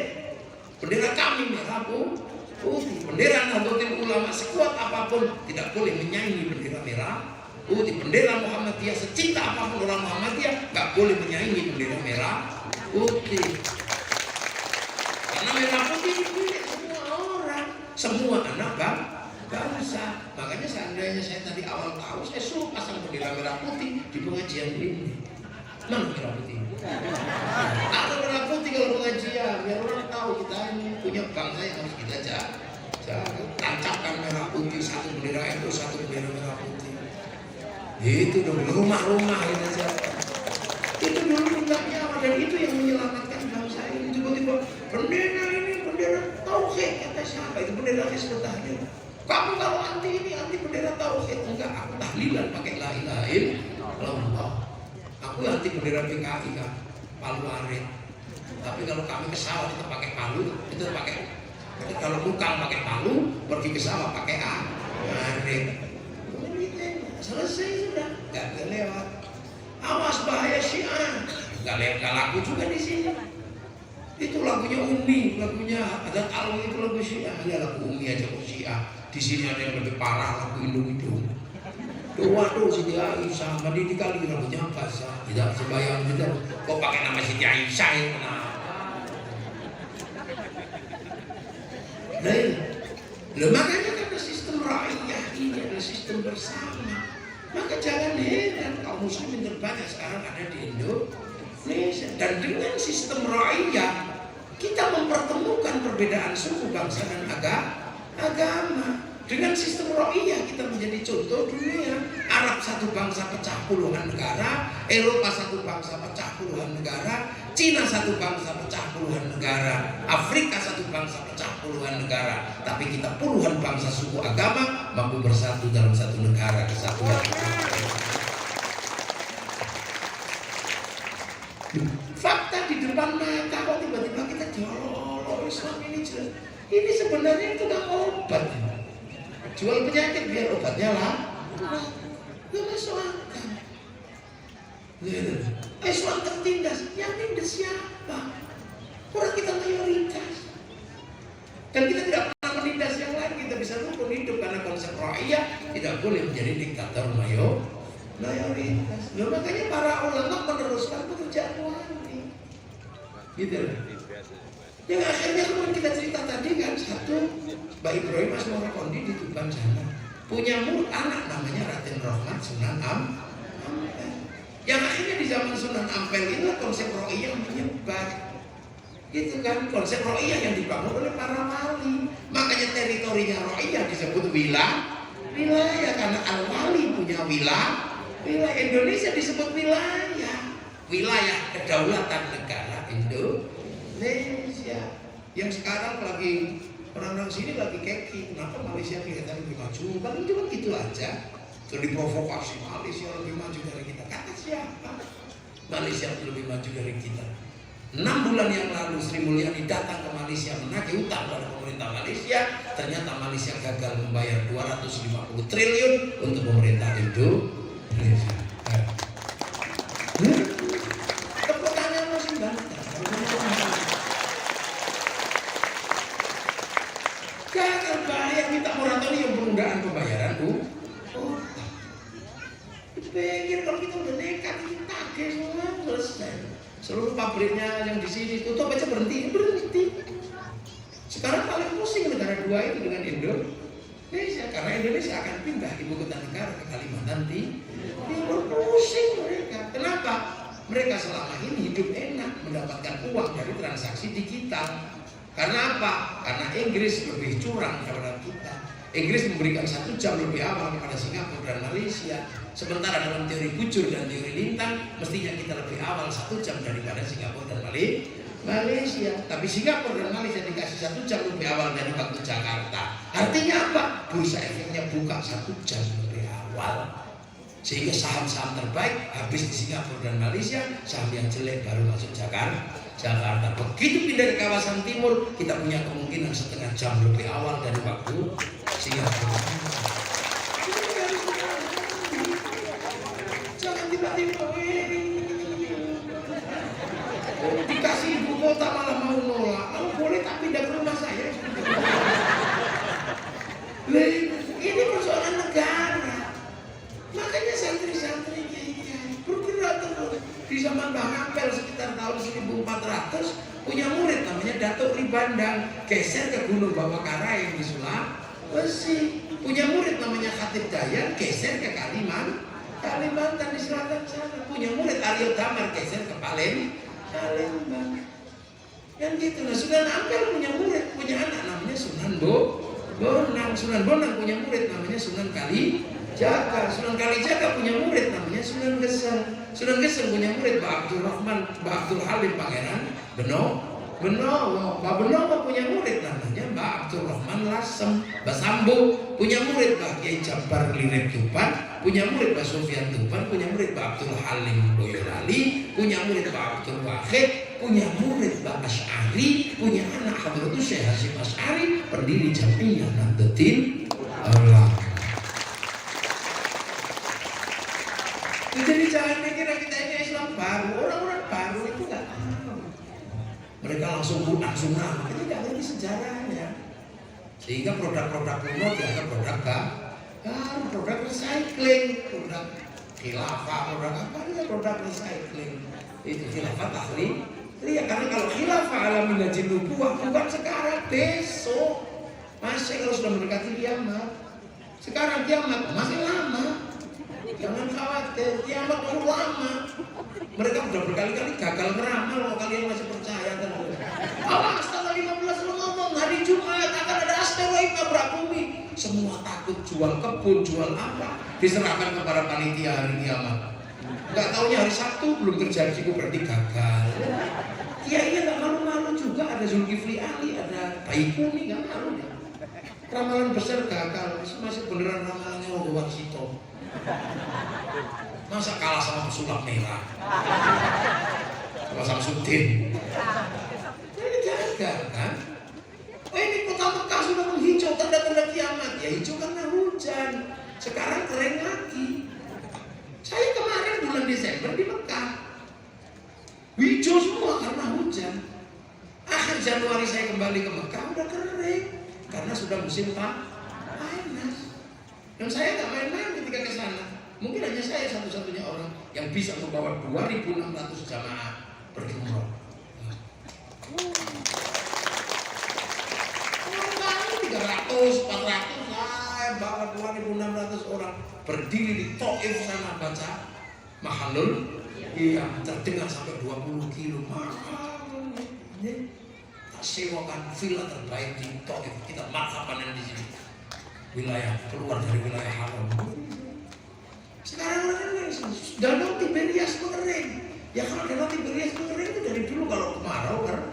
Tapi yang dimaksud Tiberias mengering adalah ketika kaum muslimin perjalanan menuju Madinah, kemudian teringat ada air di Tiberias. Ketika masyarakat muslim datang ke sana, sudah habis karena diminum ya jus. Bukan mengering karena kering. Ini kenapa ini? Karena anak baru tak ngerti apa-apa. Nah kalau saya ditanya kenapa sih kiai itu jarang bahas kiamat? Ya kiai ngapain coba bahas kiamat serius-serius? Oh kiamat itu bareng-bareng aja kok dibahas. Ini bareng-bareng begitu terjadi belum kan ya sudah. Memang ada yang giliran kan enggak. Memang gempa bumi giliran besar. Kiamat kan pungileng. Saya udah dapat iklannya aja kapok. Saya kan belum pernah dapat iklan. Saya pernah dapat iklannya tahun 2007, 2006. Kalau nggak salah 2007 atau 2006. Menjelang subuh Jogja dilanda gempa dengan 7 skala Richter. Hancur semua.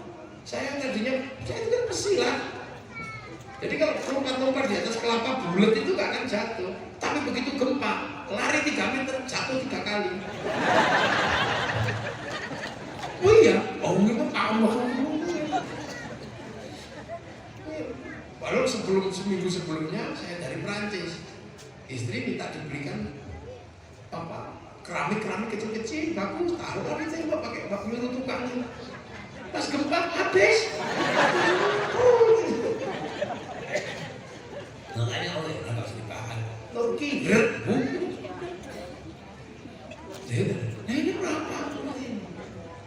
Problem-problem itu sudah menjadi masalah. Khilafah sudah menghancurkan Takririyah, sudah menghancurkan Suriah, sudah menghancurkan ini. Dulu Suriah ini indahnya luar biasa, sekarang dari negara ini. Nah makanya Nahdlatul Ulama yang berdiri tahun 1926 konsisten dengan cara-cara para wali agar hidup selalu terjaga. Makanya perbedaan-perbedaan ini jangan sampai menyeruak. Makanya Nahdlatul Ulama tetap ahli sunnah wal jamaah. Ya namanya sunnah beserta jamaah. Makanya untuk menjaga ini santri dan NU nggak pernah berpisah dari umat. Buktinya apa? Satu-satunya organisasi yang selalu bergerak dengan agama dan kebersamaan hanya Nahdlatul Ulama. Contoh, tak kasih contoh aja, kasih contoh. Idza sa'alaka ibadi anni fa inni qarib ujibu da'wata idza da'an. Kalau kau bertanya tentang Allah itu di mana, Allah itu dekat dan Allah memberi pada yang meminta. Akhirnya kita berdoa. Tapi di tangan para ulama berdoa tidak menghasilkan kesendirian. Doanya para ulama menghasilkan kebersamaan. Kiainya tok yang doa, santrinya amin. Amin. Rukun amin. Amin. Amin. Amin. Begitu kecapean, amin. Kiainya paham, alhamdulillah rabbil alamin. Akhirnya kemudian begitu yang berdoa semakin banyak, pengen pada berdoa. Akhirnya Kiai mengajak, mari kita berdoa bersama, kumpul di lapangan, lahirlah Istighosah. Akhirnya kebersamaan terjaga, agama terjaga, kerukunan terjaga, bahkan siklusnya semakin besar. Karena apa? Roda ekonomi berputar. Begitu Kiai berdoa, orang jual balon laku, orang jual bakso laku, tukang son laku, semua laku, tukang tenda laku, tendanya bakso laku. Lalu kemudian yang jual balon pulang ke rumah hasilnya untuk bayar SPP, karena duitnya dari hasil uang berdoa, maka doa itu duitnya duit barokah untuk bayar SPP-nya barokah. Orang bisa hidup dalam siklus yang lebih besar yang dilakukan Nahdlatul Ulama. Ayo, yang lain berdoa sendiri-sendiri. Dari cari 10 tinggal 1. Akhirnya masyarakat yang milih model seperti ini, masyarakatnya jebol karena tidak ada lagi ruang kebersamaan. Ayo. Bulan Maulid. Siapa yang menggerakkan bulan Maulid kalau bukan Nahdlatul Ulama? Semua bikin mulutan di setiap kampung. Roda ekonomi berputar, ayam laku, mie jeruk laku, pisang laku, larutan penyegar laku. Dari RT sampai istana bikin pengajian. Betapa kerukunan terjaga. Itu belum selesai nanti Isra Mi'raj. Oh gitu lagi, belum selesai rumahan, belum selesai lagi sudah Nuzulul Quran, habis itu halal bihalal dan seterusnya, nggak pernah berhenti. Roda ekonomi berputar, kebersamaan terjaga, masyarakat menghidupi agamanya, menghidupi negaranya. Kalau kegiatan seperti tanggung negara, negaranya bangkrut. Karena apa? Setiap kegiatan itu ratusan juta. Pak, setiap pulutan itu ratusan, puluhan juta. Itu belum ongkos kiainya. Loh iya kan? Pesawatnya kiai baru turun itu. Nah itu coba. Sementara dari situ terbangun kerukunan, terbangun roda ekonomi, forum-forum terbentuk, sehingga negara tinggal pesen apa? Pesen kiai radikalisme, ya betul, pesen aja kiai, gak akan kehabisan uang bicara, bisa. Makanya radikalisme di Indonesia bisa terbendung karena ruang publik masyarakat tidak pernah hilang dan tidak pernah berhenti. TNI Polri diuntungkan dengan mekanisme seperti ini. Makanya kalau ada kegiatan ini, kalau ada rezeki dikit bantu dong. Ini negara terjaga. Belum betul. Jadi terhadap NU jangan pelit-pelit. Karena kebersamaan ini selalu hadir di tengah masyarakat. Pesen apa juga? Pak Sekda, kalau ngomong sama orang yang tinggal ngomong. Yang lain suruh ngomong dalam berdoa enggak beri. Mulutan enggak, apa-apa enggak. Makanya NU itu tidak terlihat kaya karena habis untuk kegiatan merawat bangsa dan negara. Ini uang dikit habis, yang lain duitnya banyak. Muhammadiyah banyak duitnya. Ya kan mulutan juga, orang mati juga nggak tahlilan.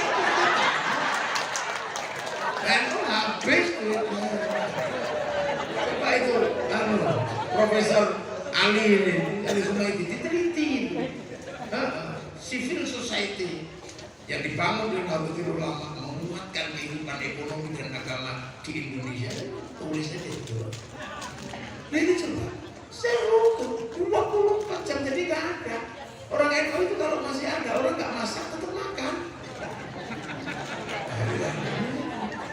Lah ya, sholawat itu kan perintah pribadi kan. Ya ayyuhalladzina amanu shollu alaihi wa sallimu taslima. Paling sholawat ala Muhammad bisa. Tapi begitu oleh Nahdlatul Ulama, sholat menjadi gerakan yang berputar, mengalami siklus yang semakin gede, semakin holistik. Paling di pertama satu, begitu ada yang ikut, ya sudah ya sholawat. Begitu sholawatan, marhaban ya nurul aini, marhaban, marhaban, marhaban jazal husaini, marhaban, marhaban. Ini yang santri. Begitu yang muslimat, dilanggar yang sana, makanya hobinya itu dangdutan. Ya Rasulullah, salamun alaik. Ya Rabbi asyari badaraji adwadayati radalami ya uhairajuni wadarami ya uhairajuni ya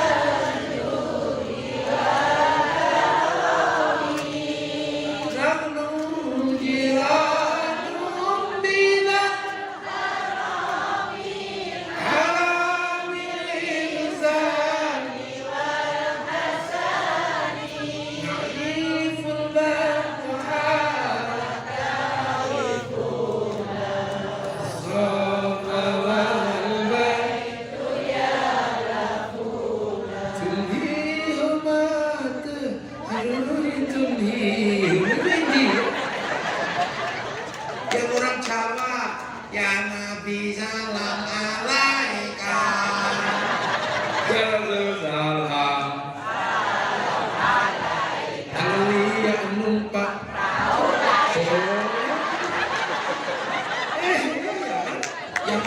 Yang orang Banjar, sholawat yang paling semangat itu orang Banjar. Ya Rasulullah, wassalamun alaikum ya Rafi'ah sanillah ya roji'at fataya cek ratalalabe ya wailan ju tiwal karom kota baru gunungnya dan kawat. Ya tercerabut dari akar budayanya. Begitu yang sholawat semakin banyak, ada mau ikut, kumpulkan di alun-alun tarakan, jadilah tarakan bersolawat.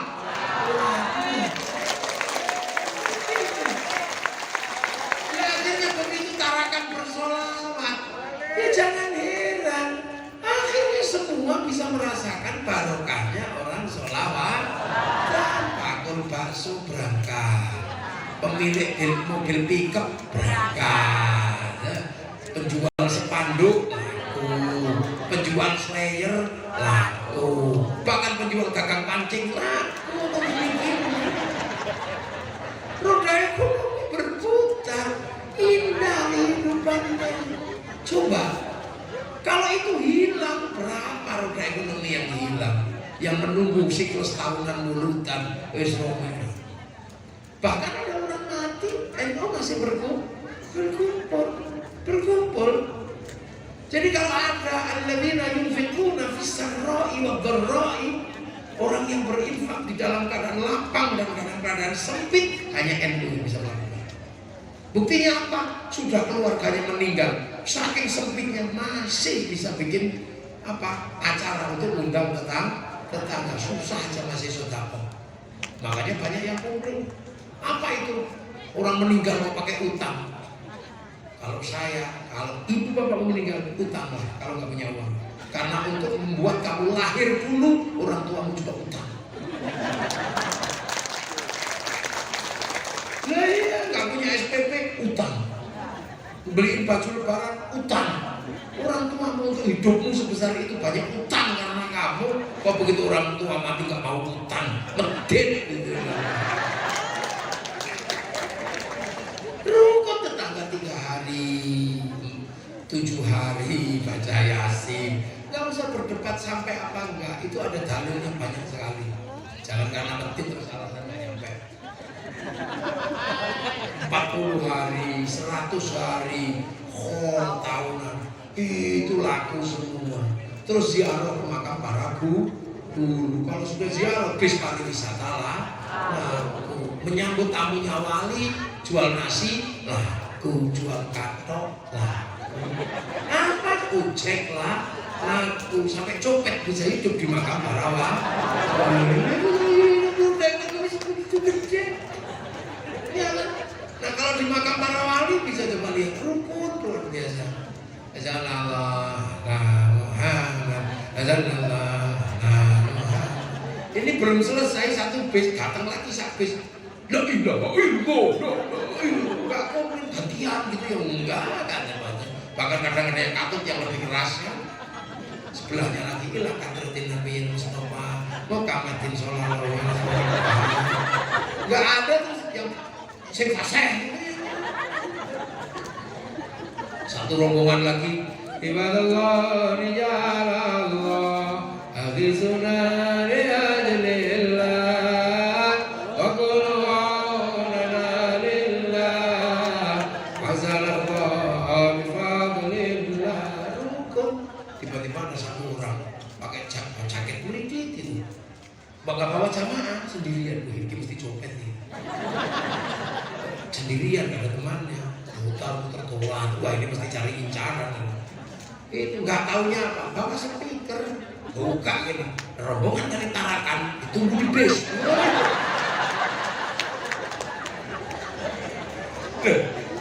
Ini betapa indahnya, roda ekonomi berputar, mekanisme keilmuan yang harus disampaikan ke masyarakat, gak pernah kehilangan kok. Negara mau butuh apa? Pengen bayar pajak wajib, sampaikan ke kiai, pasti kiai akan menyampaikan bayar pajak. Makanya begitu musim corona, NU paling tertib. pesennya, ya kalau dong corona ini Jumatan berhenti. Oke, Jumatan mandek. Iya, cocok. Mumpung ada yang libur, mau sekolah kok yang libur. Waktu itu kiainya pidato tentang corona, karena nggak ngerti corona, asal pidato aja.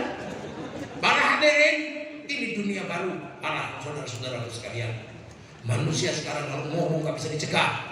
Semua medsos orang bisa ngomong apa saja. Mulut manusia sekarang bermasalah. Terus kemudian manusia dengan handphone, dengan keypadnya pakai jari bisa melakukan dosa-dosa besar tanpa harus kemana-mana. Puncak dosa manusia di mulut dan di tangan. Maka ada corona turun, mulut harus dipakai masker, tangan harus dicuci. Betul, betul. Waduh, ini ngarang. Cocok, ini ada aja. Nah itu makanya betapa kehidupan terjaga. Terus kalau orang-orang ziarah ke makam para gurunya, orang sini ziarah ke gurunya di Martapura, ziarah di Bugis, ziarah ke Jawa, akan ada kerinduan terhadap tanah-tanah di mana gurunya bersemayam. Orang sini bisa rindu tanah Banjarmasin, bisa rindu tanah Surabaya. Di mana gurunya bersemayam akan melahirkan rasa cinta dan kerinduan. Inilah bibit cinta pada tanah air. Makanya nggak ada teroris kok dari santri yang suka ziarah. Semua pengebom pasti tidak suka ziarah. Karena orang kalau suka ziarah pasti suruh ngebom Surabaya. Nggak berani ada makamnya Sunan Ampel. Suruh ngebom Martapura, nggak berani ada makamnya Guru Zaid. Jadi suruh ngebom Kalampian, nggak berani ada gurunya Syekh Arsyad. Terus suruh ngebom Cirebon, nggak berani ada makamnya Sunan Gunung Jati. Begitu orang nggak pernah terasa cinta dengan gurunya disemayamkan di mana? Gamblung-gamblung, bom. Begitu makanya Pak Pindah ini rumus social engineering mereka.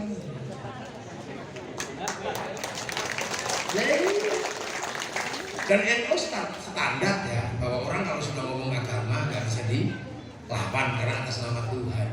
Makanya orang NU biasa aja kalau orang ngomong agama ada yang dibatasi, ada yang enggak. Kalau saya ini karena nggak sakti, nggak dibatasi, karena bisa diinstruksi. Gus sudah malam berhenti. Tapi ada kiai itu nggak bisa dibatasi. Kiai paling sakti siapa? Kiai kalau sudah khutbah Jumat nggak ada berani. Protes kiai sudah nggak berani, tetap diem. Tak ngomong. Paling ngentut aja nggak berani. Itu kiai sakti khotib itu. Makanya kalau khotib itu nggak ngawur, oleh santri disuruh baca teks, suruh pegang tongkat. Akhirnya sopan mau pegang tongkat, mau gini-gini takut tongkatnya jatuh. Mau gini-gini takut teknya lepas. Apalagi kalau ada kipas angin di 10 tek hilang ya.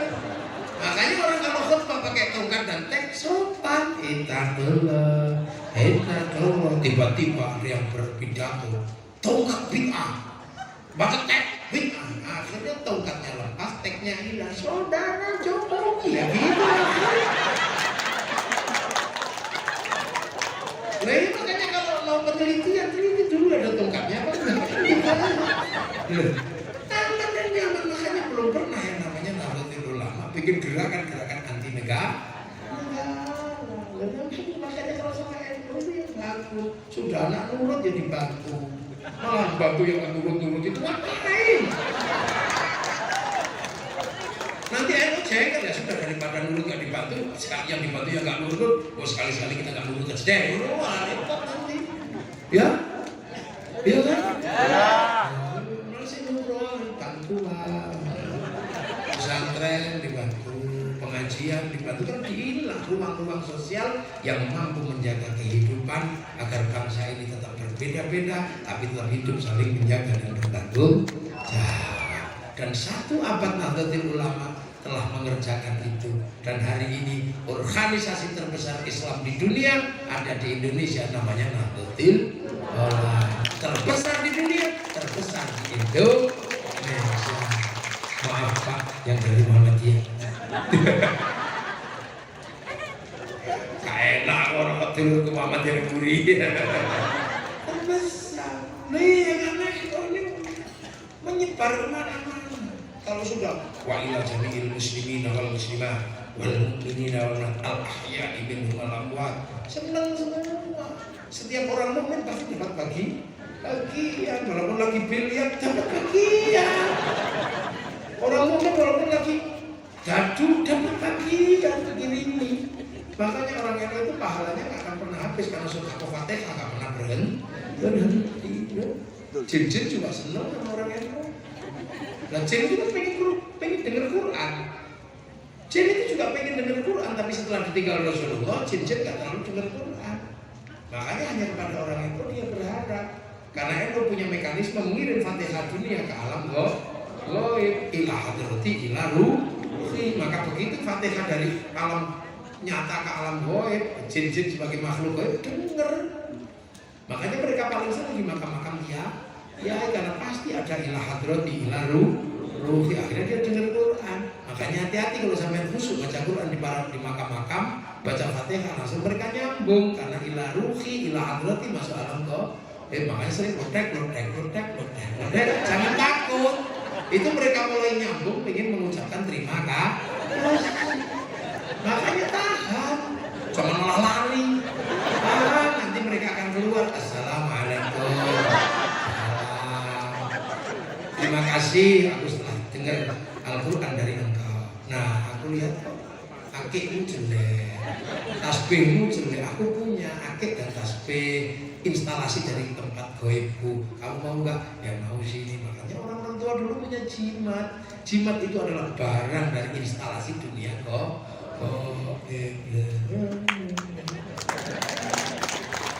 Orang nggak paham, itu musyrik dulu itu semua pengen dengar. Makanya kadang kalau orang terlalu buru-buru suudzon sama NU itu kadang nanti lama-lama juga suka. Sholawat, musik tak boleh. Lama-lama mau juga pakai mulut. Tumpeng haram, sekarang nasi kotak mah.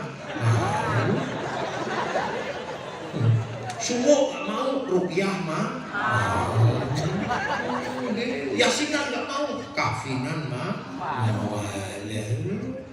Saya nggak mau tahlilan deh, orang tahlilan itu yang dibaca la ilaha illallah.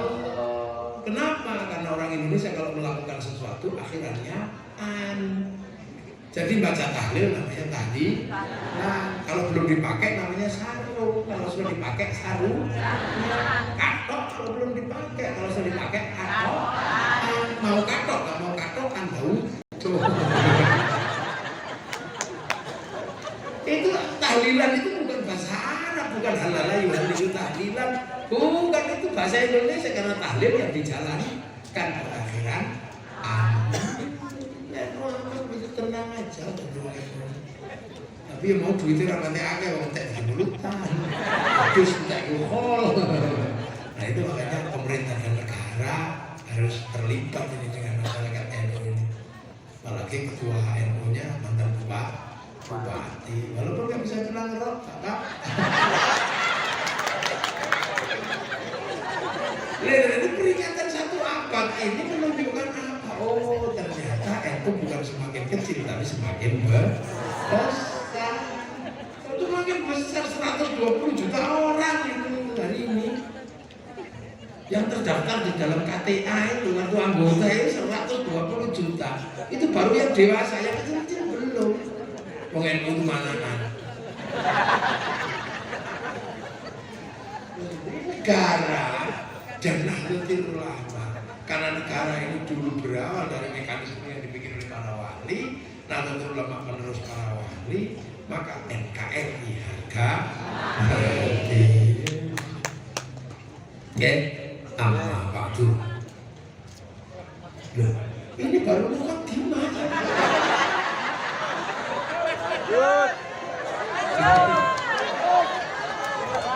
Ini belum, saya belum mulai. Ya ini kalau ngaji kan pembukaan selesai kan amma. Tadi saya sudah membantu belum? Nah, ini lagi amma. Tapi ini lagi mukadimah, tenang aja. Jangan tergesa-gesa. Nama-nama. Ya ini kan kita baru pembukaan, mukadimah baru selesai. Belum apa-apa ini ngajinya. Orang baru apa-apa. Makanya ya Kamu cukup jamin. Oh.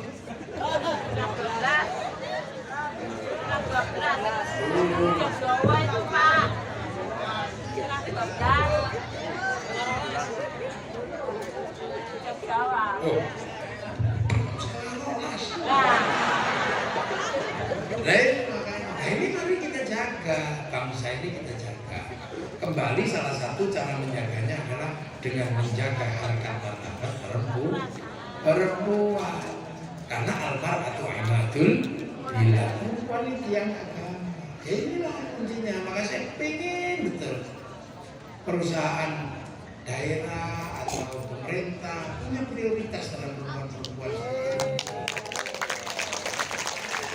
Apalagi kalau sedang hamil, jangan sampai perempuan sedang hamil kok tertindas, nggak punya uang, maka harus ada kredit perempuan hamil. Nyaurnya sak duwine. Ini kuncinya. Makanya Nahdlatul Ulama punya muslimah ini bagian ini karena melahirkan generasi. Jangan sakiti perempuan, inilah masa depannya. Kalau perempuan ngomel biasa. Karena apa? Jadi perempuan itu gak enak. Saya pernah jadi perempuan. Mesti gak percaya dulu. Saya pernah jadi perempuan. Gagal saya jadi perempuan. Saya pulang ngaji. Saya pulang ngaji. Rumah itu berantakan. Saya marah sama istri saya. Ya Allah dek, rumah udah saya begini, sudah banyak yang bantu, santri banyak, kok masih begini? Istri saya itu nggak tahu kenapa, pakai sambet atau apa? Udah ngomel. Itu makanya belum pernah ngerasakan jadi perempuan, enaknya ngomel aja. Loh emang harus jadi perempuan, coba aja. Ya sudah, kita tanda tangan hitam di atas putih. Saya hitam di atas putih sama istri saya. Saya akan menjadi perempuan selama 24 jam. Tertanda Ahmad Muwafiq. NB, kalau aku gak kuat, kamu harus pulang. Saya bener-bener jam 2 tangan, jam 2 malam tak bangun kan. Dah, aku pulang, tinggal sana. Pergi sana, jauh. Bawa mobil terserah yang mana yang kamu bawa. Bawa santri, ini duit, nih 10 juta. Habiskan sesuka-sukamu. Ajaklah teman-temanmu makan. Jangan pulang kalau saya belum telepon. Yes, katanya. Akhirnya subuh. Prakteklah saya sebagai bapak menggantikan ibunya. Bangunin anak, nggak ada yang bangun. Nak, pelan. Bawain sapu, nggak bangun. Malah saya tendang kepalanya ini. Waduh ya Allah. Akhirnya saya merasa tak cupet nggak mau nangis.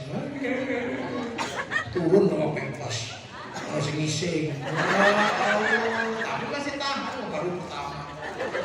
Akhirnya waktunya mandi tak semproti, nangis semua karena kepanasan. Tak dulang ini satu-satu kayak ibunya. Oke, kebesaran. Setelah itu jam 7 waktunya sekolah. Saya nggak ngerti sepatunya yang mana. Kaki ini pada ciri-ciri gagal sekolah. Saya mau udah pusing kepala ini, karena mau telepon harga diri. Ini ya Allah, akhirnya jam 9 sudah mulai kacau rumah itu, remote pecah, TV pecah. Jam 11 sudah ada yang di bawah meja. Mau telepon harga diri, mas. Kepala udah segede helm. Wah, akhirnya jam 12:30 udah gak tahan deh. Sudahlah, harga diri lah. Saya telepon, Dek, Waalaikum. Gak jawab dia, langsung nyerah ya. Itu pulangin sambil ketawa itu. Saya dikasih tanduk putih, nyerah kan? Iya, ya ampun. Tak pegang tangannya, tak ambil pintu. Semenjak itu saya gak pernah ngomel dari perempuan itu susah. Ya Allah, kapok saya. Semenjak itu saya nggak pernah lagi komplain rasa karma. Makanya saya kalau belum pernah merasakan itu sok-sokan dok. Larang gaya. Ngurus anak itu begini. Begitu anaknya